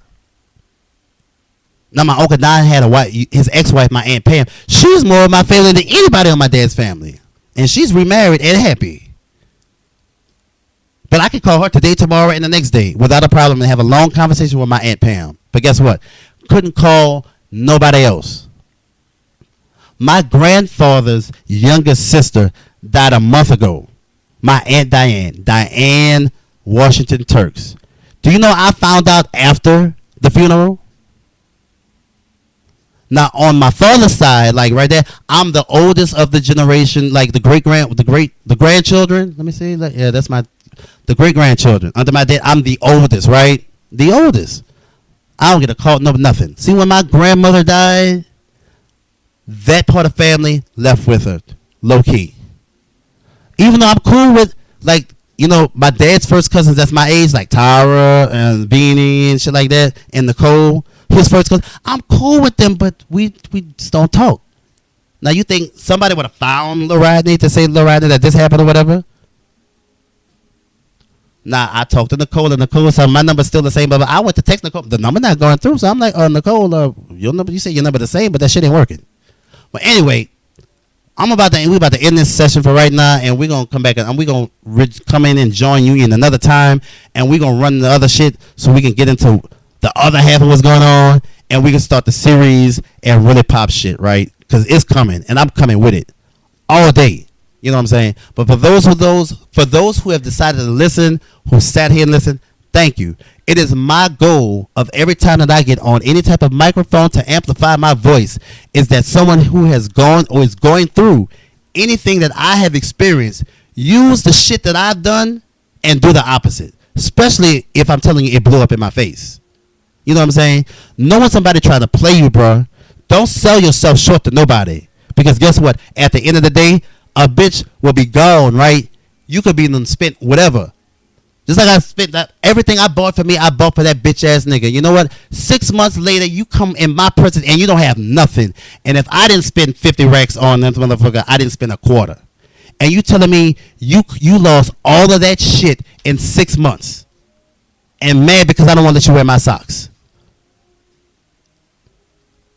That is beyond disrespectful. That's why I can't. I mean, I wouldn't pee on him to save his life. If my piss could save him and he was burning, I wouldn't pee on him. Bitch, nigga, you ain't never had no shit like that. And I introduced you to what a finer way of life. And you telling me, bitch, you couldn't even hope. Anyway, but then, like I'm saying, take my experiences, bro. Take what I've done and do the opposite. If it didn't work for me, I really want people to use me as like an example of how to live better because I made my mistakes. Well, believe me, but some shit I've never done. Let me remind you of that. You did. I've only made mistakes because I love the motherfucker, and I don't love ugly niggas. Every nigga I've had is like yeah on a magazine type shit. So I mean, it is what it is. But I promise you, there's one thing about this particular bitch.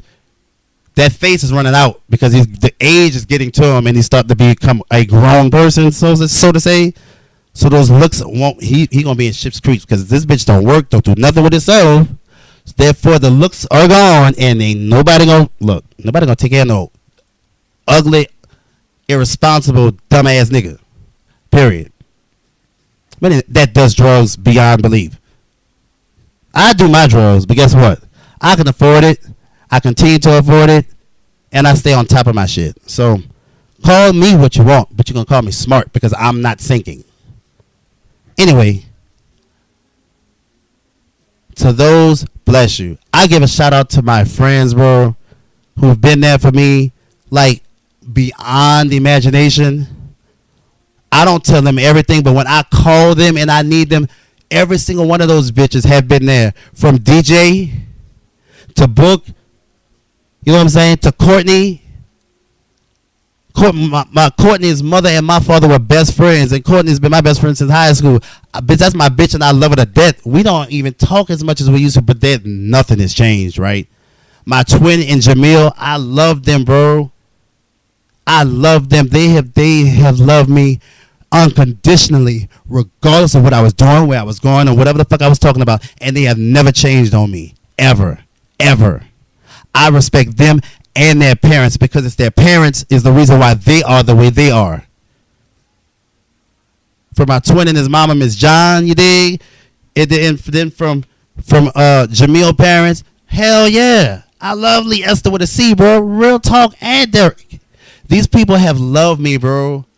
My friends, people have taken me in since I've known them. There have been times when I got into it with my family and I could go by my friends for the holidays. I can sleep over. They feed me all day and night, and we have a great time, and it's always been like that from TT and everybody, bro. I am grateful for all my friends. For Billy, you know what I'm saying? I'm grateful for all my friends and their families. And I say, if they never listen to this, if nobody never listens to this, or if someone does who knows them, bro, these are beautiful people. Karen and Clark, these are beautiful people. And Mr. Preston. I don't know Kim Clark. I don't know her like that. I just don't. But, man, these are beautiful fucking people. If they did nothing else, the children they raised that have befriended me and never did me wrong and have helped me and stood by my side and showed me what love is, bro, y'all are awesome. And that's all I got to say. I praise God, the creator of all, who sits at the top of everything, of all universes, dimensions, worlds, galaxies, and everything, and pledge my allegiance to the fact that there is an entity that exists that runs everything, and we are nothing, but it's all about the one who has all of the power, bro. Real talk. I'm not perfect, but I in every day in Psalm and Thanksgiving and to be grateful for what I've been given, what has been done for me, and for the things that I have done wrong. Please help me fix them and be a better person, because I don't want the karma. And that's why people think I don't do dumb shit, because I don't want the karma. Karma is an ugly bitch, bro. Karma is the ugliest motherfucker in existence, and she is relentless. You could take a fucking grain of rice, and karma will take your arm type shit. It's not that serious. It really isn't. I'm just trying to do a just thing. I'm just trying to live, be with the right dude, and the motherfucker actually love me and treat me like you love me. And I don't give a fuck who fucking who and who doing what. It don't even motherfucking matter who making what. We gonna make it do what it do. All you gotta do is love me. That's it. I'm smart. I'm gonna make it work. We ain't gonna go broke. Sometimes not every day gonna be good. Shit happens, but believe me, I'm preparing for a greater time. My mind is always going in circles. And anybody who knows me could say that. Or could just look at how I live. That's it. I'm being thankful. I'm 43. 7 more years and I'm retired. For real. With pay and pension. Regardless. So you can say what you want about me. I could be 43, or I could have been on a dating app at one point in time. I don't talk to people. People don't approach me. I'm not about to talk to nobody. Nobody about to play me. So that's the only way I can meet a person. If it sounds crazy, fuck you and you can suck my dick. I'm through talking and being cute and nice and respectful of all that. I've been respectful to everybody for so long, and they can say whatever they have to say. So anyone who has anything negative to say about Rodney Guy in Washington II could suck my dick for real after I take it out of a shitty ass.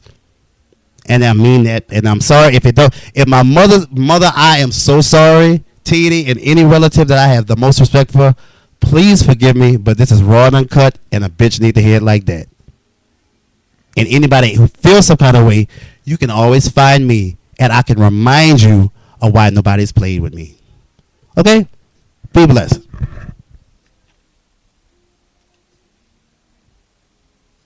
Just like that. What's that? Huh? Yeah, you.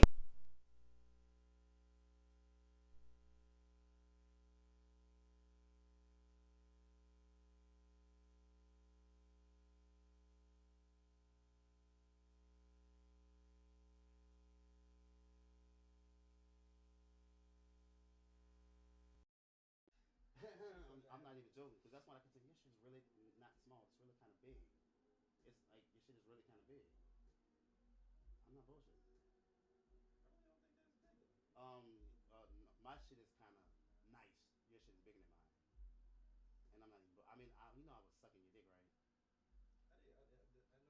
Oh, you noticed that? Oh, you was alert for that, huh? I couldn't stay up. It felt good. Did it feel good? I had a pleasure. Like it actually, I was enjoying it, but I kind of started getting kind of like, man, these shit, damn. I mean, you was weak. I made sure you got the means so you can, and you still went. I was like, you know, like that shit was high. What? I'll never do that again, huh? That's the shit I went and bought. Even for me, that shit was high as fuck. Wait, you mean it's expensive? Huh? Expensive? Yeah, I mean when I bought the shit for me, it was even more. Look, my shit cost more than yours, but your shit wasn't far from mine, and I'm like, two things of pineapples, two bananas, and two drinks. How the fuck was it? I'm like, bro.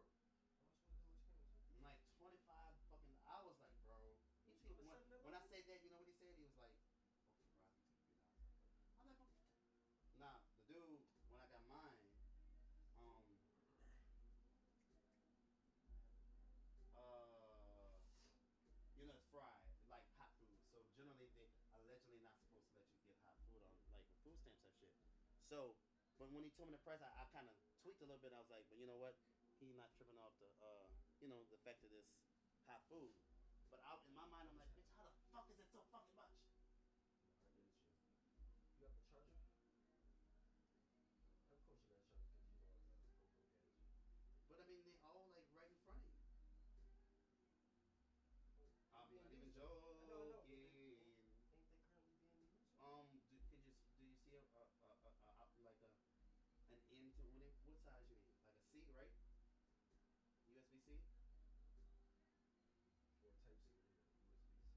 If you trace one of the wires that's hanging and see what the connection is. Show me. Like right there.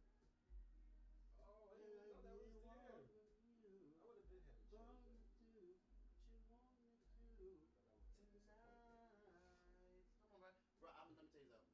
Now I'm cool, but see, I already given you all the hints. So I mean, you're up now. So I mean, I'm just trying to look. I was just letting you. I appreciate that. I appreciate that. I appreciate that. I really do. Thank you. I know because I was listening the whole time. I was feeling under. I mean, I will say this is not something I kind of at the first wanted to do, but guess what? In order to get my point across, a person has to know exactly what I did and how I came through shit, which makes me how I am and how I move to this day. You know what I'm saying? So I just have to be honest. Like, and when I say everything is 100% true, there's no variation from the truth at all. That's how I was thinking. I heard it from your voice, and I actually see your face expression. I said this was like, bro. I started from my birth, real shit. Like I started in 1982. No, I started in 1981 when my parents got married. And what happened, and like I don't know what happened. They say like she say this, he say that. I don't know. But later on in life, as my daddy told me certain shit, I was able to see that because that's how my mama is. So he can't be lying. So this is how she really was. But I'm not judging because that's something between them, and I had nothing to do with that. You know what I'm saying? I am mad that I found one real, like a family portrait, a professional portrait of me, my mom, and my dad when I was a baby, and the picture disappeared, and nobody was in the house with me and her. I am angry that she took that because I got that from my dad, and that picture disappeared. I'm gonna let her have it one day, but I'm really I'm really cautious with my mother because she is fragile. Because her and my dad weren't together when he died, but he had her under the impression that he was coming back because he was going there every weekend to be with my mom, and I spilled that. He told because he gone because he told me don't say nothing when he was living. But like my dad was my mother, and he told when my dad popped that one random Saturday, and my mother said, "Rodney, why you didn't use your key?" I'm like, "Oh, you got a key," you know. I was like, "Wow, learning shit." He was talking about don't put that on Facebook. I thought, "Oh, you trying to be secretive with it?" Then I asked one or two friends, and said, "Yeah, your mom and your dad been in everything." I said, "Really? Nobody told me why you college. We thought you knew that's your parents." I said, "But they not trying to let me know. That's clearly you got secrets, huh?" Yeah, but my dad had a lot of secrets. He had me hating my stepmother, and it was him the whole time. Yeah, I don't know. But they fucked over me though. When my dad died, they didn't let me know. They tried to have everything. And the one thing that I have from my dad, actually, and it means something to me, is his watch.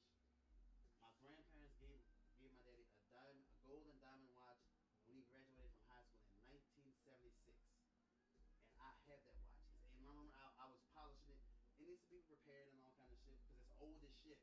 But my daddy wore it once a week, every week for like 40 years. And I mean, it doesn't look, but I mean, the kind of antique it is, I'm sure it's really, really, really valuable type shit. But it looks like bullshit. But I know for a fact that all you do is wind it one good time and the watch just works. You know, but it's really that old. It's really that old. You know, I had to do some tracing to figure out the authenticity of the watch because of the watchmaker, because it's changed a few times. But it really is. It's all under one parent company. That you just have to be a brand person to know what it is. Because I was like, oh. But when I thought about it, I was like, oh, because my daddy's sister had a watch made by the same watchmaker. You know, but the same watchmaker, but the brand is different. Like she had a Raymond Wow, but it's made by Geneve. My daddy has a Geneve, but it's made, but Geneve made Whitnauer, which is old as shit, and it's still in existence. So is Raymond Wow, but it's just different brands of Geneve. I mean, I had to figure that out. We got his.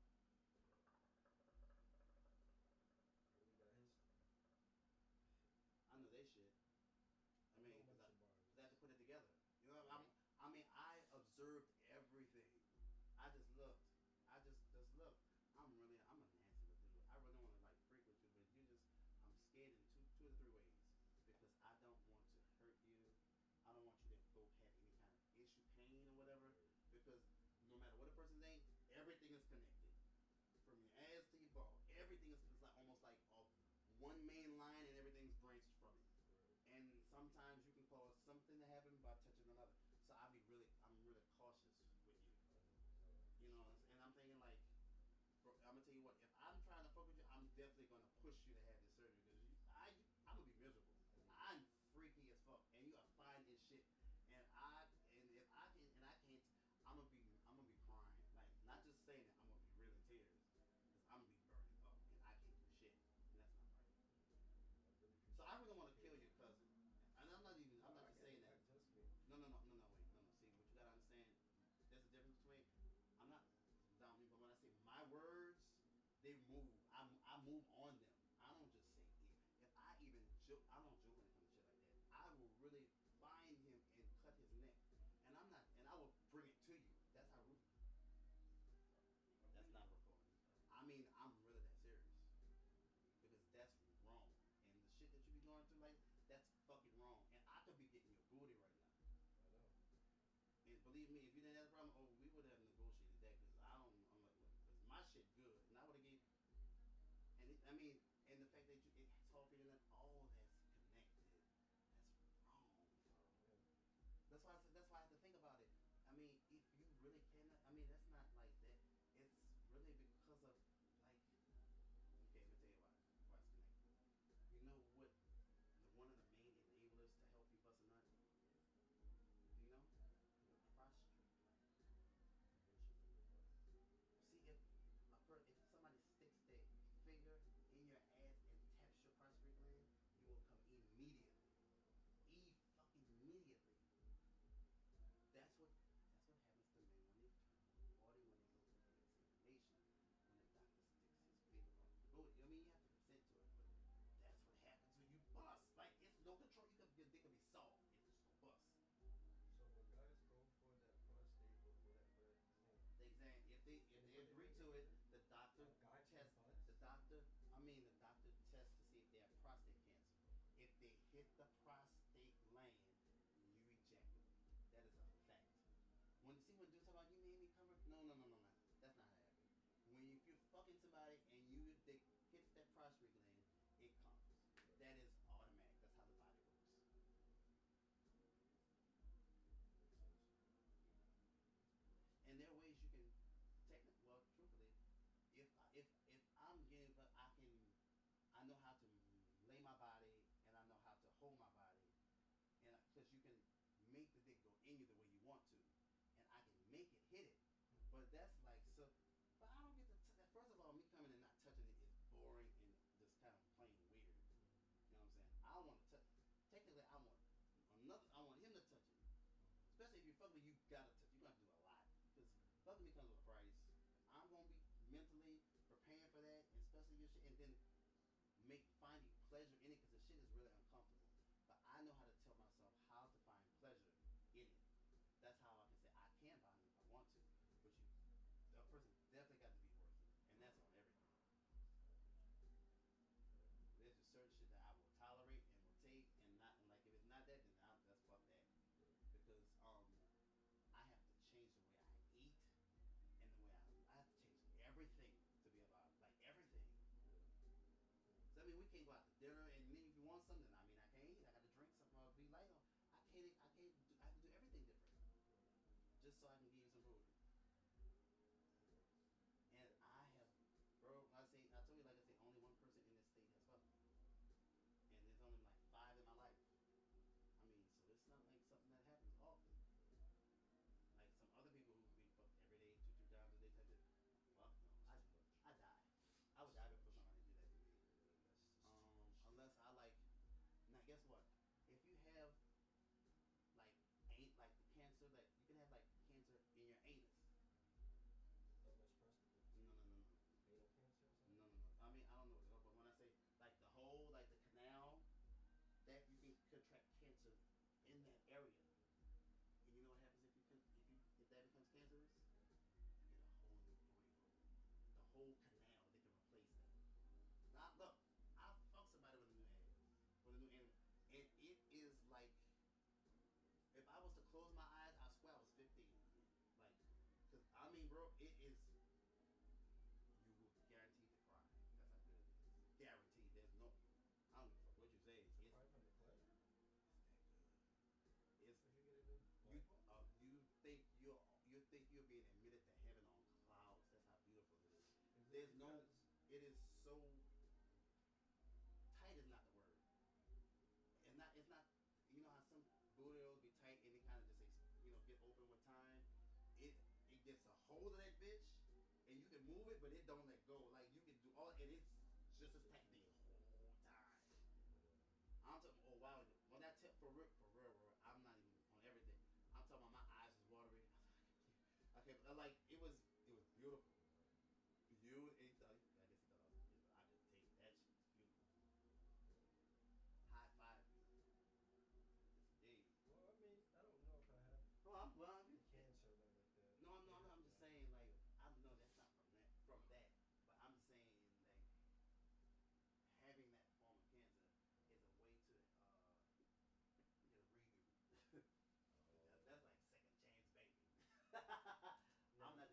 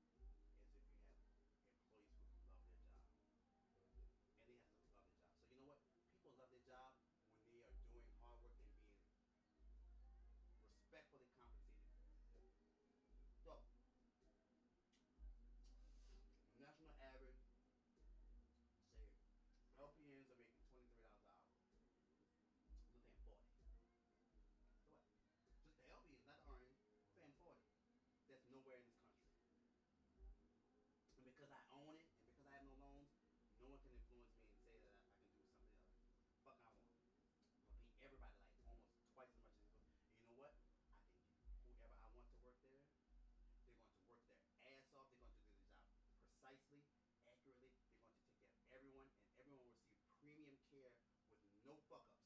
No fuck ups. You know why?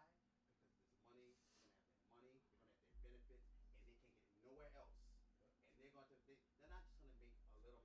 They're going to do beyond what they would be doing anywhere else. And all they have to do is do what they're supposed to do. Nothing extra. I'm going to overstaff things so you don't have people like one person taking care of so many people. It was I had it all down to a science. I wrote the rules, the bylaws, and everything in those binders. Everything. It's that simple. Like this one person is gonna have to take care of like two people at the most. At the most. That means well, no falls, no skin tears, no decubitus ulcers, no stake tags, nothing. The rooms are going to be large and sufficient. They're not going to be all on each other. We're going to have staff. We're going to have like paid activity staff to make sure that everyone is doing what they want to do. They're not going to be showered. They're going to have like a tub. They can put them in a tub where they can, if they want to sit in the tub for an hour and let their titties wrinkle, it doesn't matter. They're going to do it. If they don't go there to eat, I mean, they're going to perform a communication where the nurse know that they're not going out there. They're going to have it in their room, but they can only do that so many times because they have to remain active so they don't become contracted. Rules, what kind of rules you have to have in place so they don't wither from it. They don't be no stealing, Right. none of that. No abuse. You see, so in my facility, instead of me trying to fight all the abuse, I can just make it to where I am, there is no abuse. I can control that. I can't control the world, but I can control my facility to where no abuse is taking place. And I'm gonna do that all over the country. Everybody's gonna want to put their relatives that they can't take care of anymore. They're going to want to put them in my care because every facility that's under me is going to be the same, hands down, regardless if I'm there or in another state. It will run exactly the same. Because who's going to be running it? One of my family members. Because we're nurses. Many of my relatives are nurses. We're going to run the fuck out of everything. And whatever they making now, I told my cousin she got her nurse practitioner. Um, I mean, we're on the same generation level, but we just run around each other like that. I said, baby, whatever they paying you, I'm gonna pay you like 2.5 times, straight up. And she said, well, I said, baby, I'm gonna pay you about 300 racks. If we go like this, I pay you like $300 period. And this is like this straight salary, period. All perks, bonuses, whatever the fuck you want. This is my cousin. We are really what we don't play with a family name, right? That is the one person I can honestly trust with my neck gone. One of my like on my mama's, I can trust any one of them. They don't steal, they don't lie, they don't do no both, they don't cheat. My mother's side of them, they really are the most stand up people I know. Like for real. Now my daddy's side of people, them some people. They mean they're wrong, they down bad. My great grandfather had like 4 sets of children, 4 or 3. My grandmother's not even the first set of children. Because they had a big family reunion. I heard that my grandmother doesn't like the last set. So I don't claim them. Well, why should the first set before you claim you? You're not with them. If our Papa Eugene chose to give all them people his last name, who are you? You're a child. You're not the parent. You got to roll with his punches. He gone anyway, so you can't ask him no questions. Some way I saw him running with. So what? So you act like you couldn't fuck with this one and that one? He was doing all that back then. Shit. And technically, whatever they was doing ain't no. If I was fucking with a 15-year-old, they doing the result of those children that my grandmother is the same thing that they're trying to say I did. The same thing. Because my grandmother died, she was 83, 84, right? She's in the second set, so there's a set older than her. So Uncle Evander's was in his 90s, and Aunt Eloise died, but if she was living, she'd be damn near 100. And the youngest sibling is like 45, a little bit older than me. I could be wrong. No, I'm not right. The youngest sibling is like a year or two under my dad. My dad would be, so that's not right. Um, let's see, hold on. No, no, that's not true either. Auntie Tyra's like 53, right? 55 ish. So that means that Aunt Shorty and all them, they in their 40s. They're not that much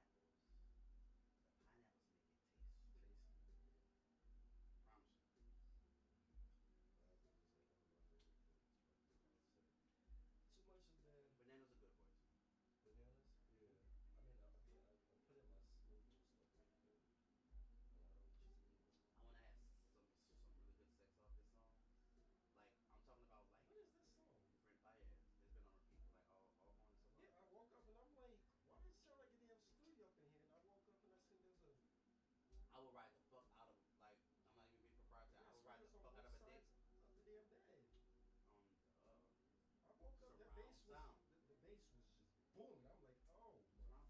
Well, it's probably because when I first woke up yesterday, the way I was feeling, so my body was reacting. It was really booming. I was like, oh my goodness, my head is pounding. So how was yesterday? But not too freaky. I'm just asking. Freaky a little bit, but I don't know. I would have to need something to like You have to make me what? there. I said I would have to like make me get some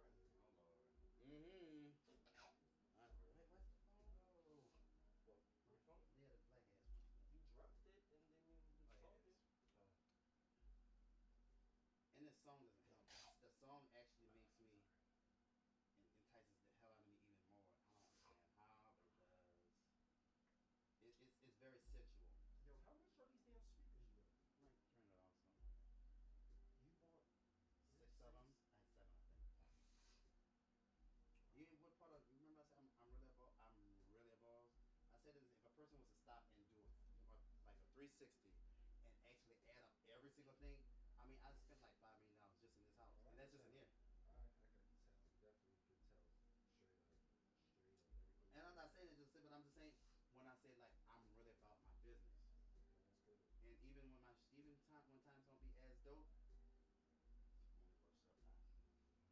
And I'm not saying you know what it is, bro. To be honest with you, I've had a horrible life, many points, and all I feel that I'm really starting to experience is the favor for me really working my ass off trying to do the good thing. It's the best thing you And can do. that's the most honest thing I can tell you. Is there's no secret. I mean, I'm going to school. I can have a business. I can have all that. And guess what? Still be in a fucked up situation. I But know. That God in heaven, the creator of all, the one who sits, however you want to classify the Yeah. creator or whatever. Yeah. I look. My dad's gone. Both my sets of grandparents are gone. I have some people who love me who are not here, and however they are, whatever it is, these people be really looking out for me. They really be looking out for me, bro. That's why I've been in 3 accidents, and I wasn't supposed to make it out of 2 of them at all. That man hit me. The car, the van, the actual bumper hit me like this, and I flew. I flew. I woke up. Somebody picking me up behind my shoulders and dragging me off the road. That's how. I mean, I wasn't supposed to be here. I was supposed to be here. And the bitch who hit me, I hope somebody like stabbed him 85,000 times and cut his eyes off and stick him in his ass. Cause this man saw me 300 meters and still hit me. I was wearing bright red, like bright like this, the fucking bucket. And bitch, you still hit me. They had room to go left. You could have went on side the shoulder and went in grass, but you hit me. Yeah. That happened to me To too. this day, do you see how I walk sometimes? Sometimes my back, when we got in the bed, my back was, I'm going through all this shit and you could have avoided hitting me. And you see, How you think I got this? I've never seen that. I've never seen that. I was on a bike. I've never even, bike, yeah. and I was on the bike lane, Mm-hmm. and I guess that this person, this black guy, an SUV, wanted to get around the car that was going slow. Bitch. Instead of him going instead of him going this way, he goes in the bike lane and he hits me. Now I got my headphones in blasted. Wait, you got you in the bike Blasted. lane? Yeah, Did I was you in the sue? bike lane. You sued him, right? No. I actually didn't sue him. Why? I didn't know how bad, how severe it was. Wait, I just got up and I was like, Wait a minute. I'm good. You know what I mean? I got up and the ambulance, and I said, I'm okay, I'm all right. Right. And walked away after the ambulance. But guess what? Later that night, I couldn't fucking move. I couldn't move for like almost 3 weeks out of the same spot in the bed. I had that. And I lived on up some steps. I couldn't even make it out the room once I got up there. And that's that lawsuit I'm actually going through still. And this is the first one that happened in 2021, right? And guess what?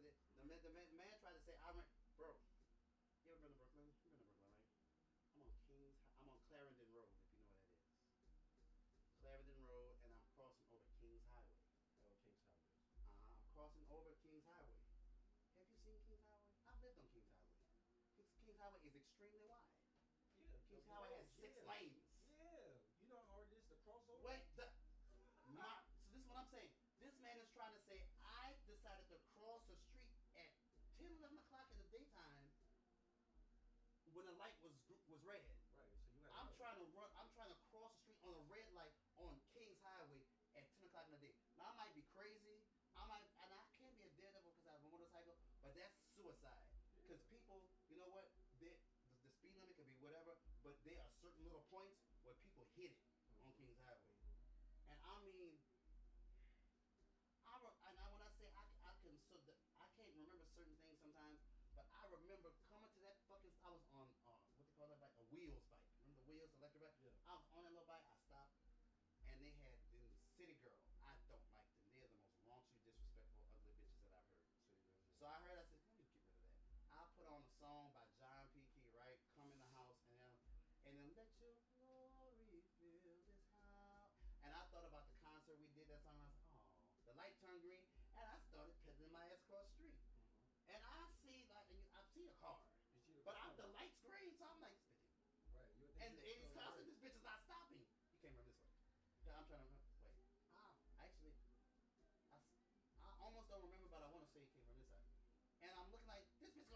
shit, oh shit, oh shit.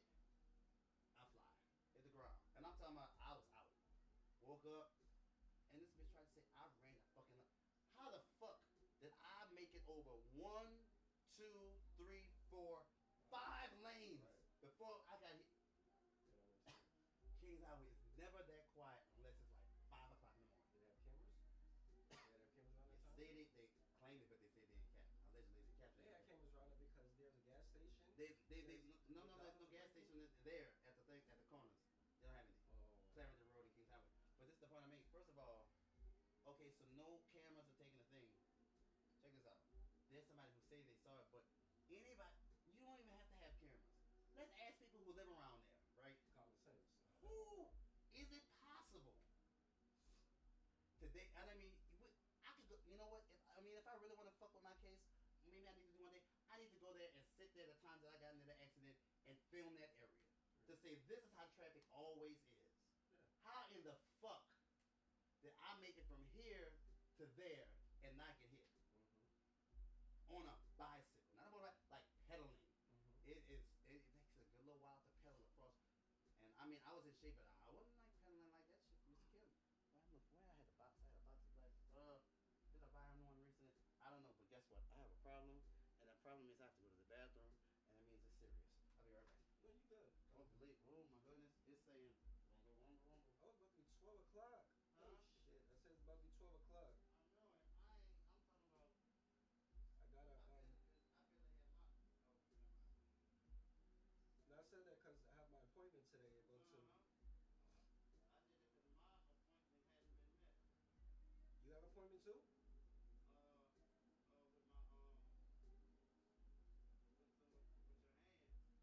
I don't know. You stupid. But I was Yeah, what time do I have to be there? Let me check. Now I said I'm checking the time I gotta be there. What time you gotta be there? 12:40. Oh, you need to go. Oh my goodness. I mean, you really need to go like Right. now. It's just 12:40. I thought it was 2 o'clock. That's why I'm sitting here chilling, thinking it's 2 o'clock. It's 12:40.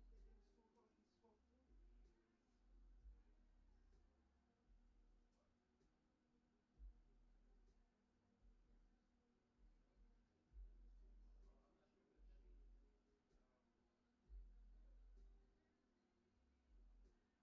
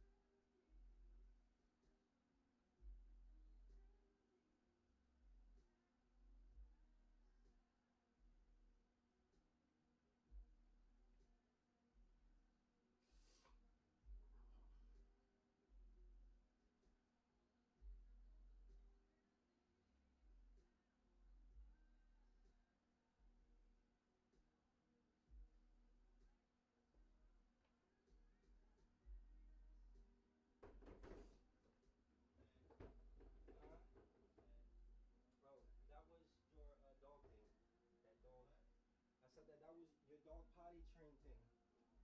The great thing. I just bumped into it. Yeah. Um, absolutely. Absolutely. Oh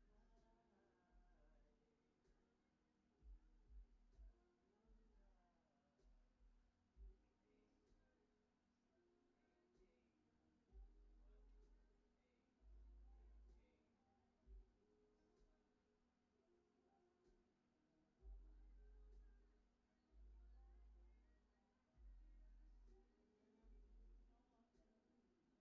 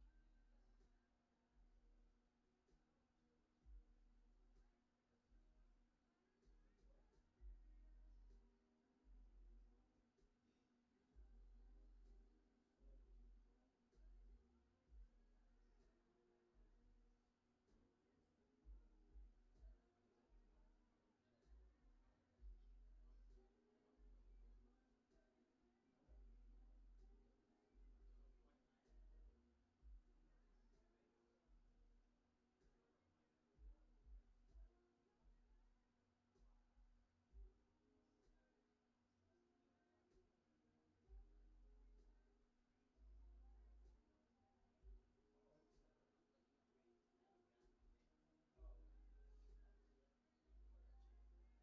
What? I'm not looking at my computer. What? Oh, but I'm gonna head out.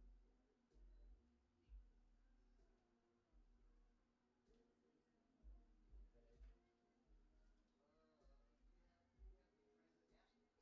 Yeah. Yeah. I definitely am. I gotta get to the east side. Huh? I gotta get to 14th Street. Yeah. So that's why. I know. That's why I said I got a jet. Oh damn.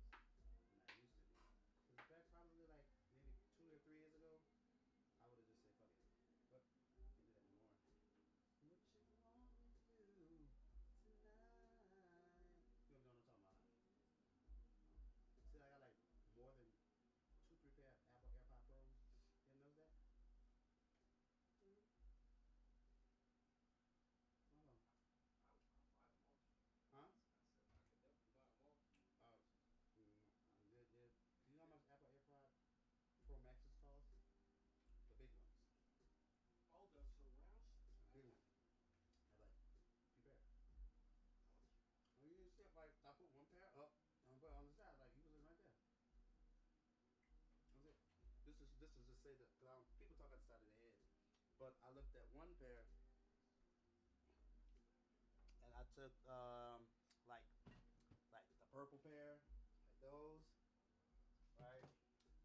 And then the other pair I have, which like the pink ones, for example. Oh yeah, like those are the ones I keep out. Those just give an example. But that's not even my favorite one because I got the Dysons that have the mouthpiece. And I got like the IEMs, but I have to send those off to repair because they like fucked up. And I keep forgetting. But that's what that paper is for with the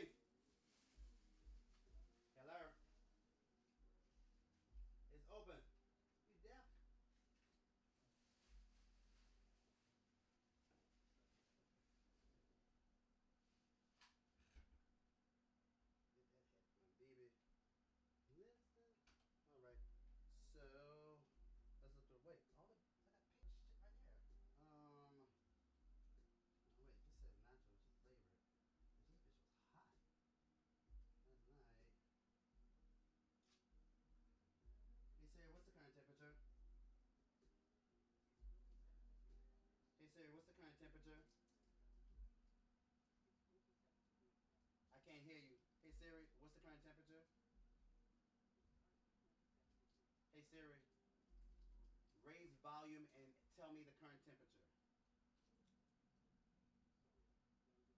Hey Siri, in, hey Siri, increase volume to 50% and tell me the temperature.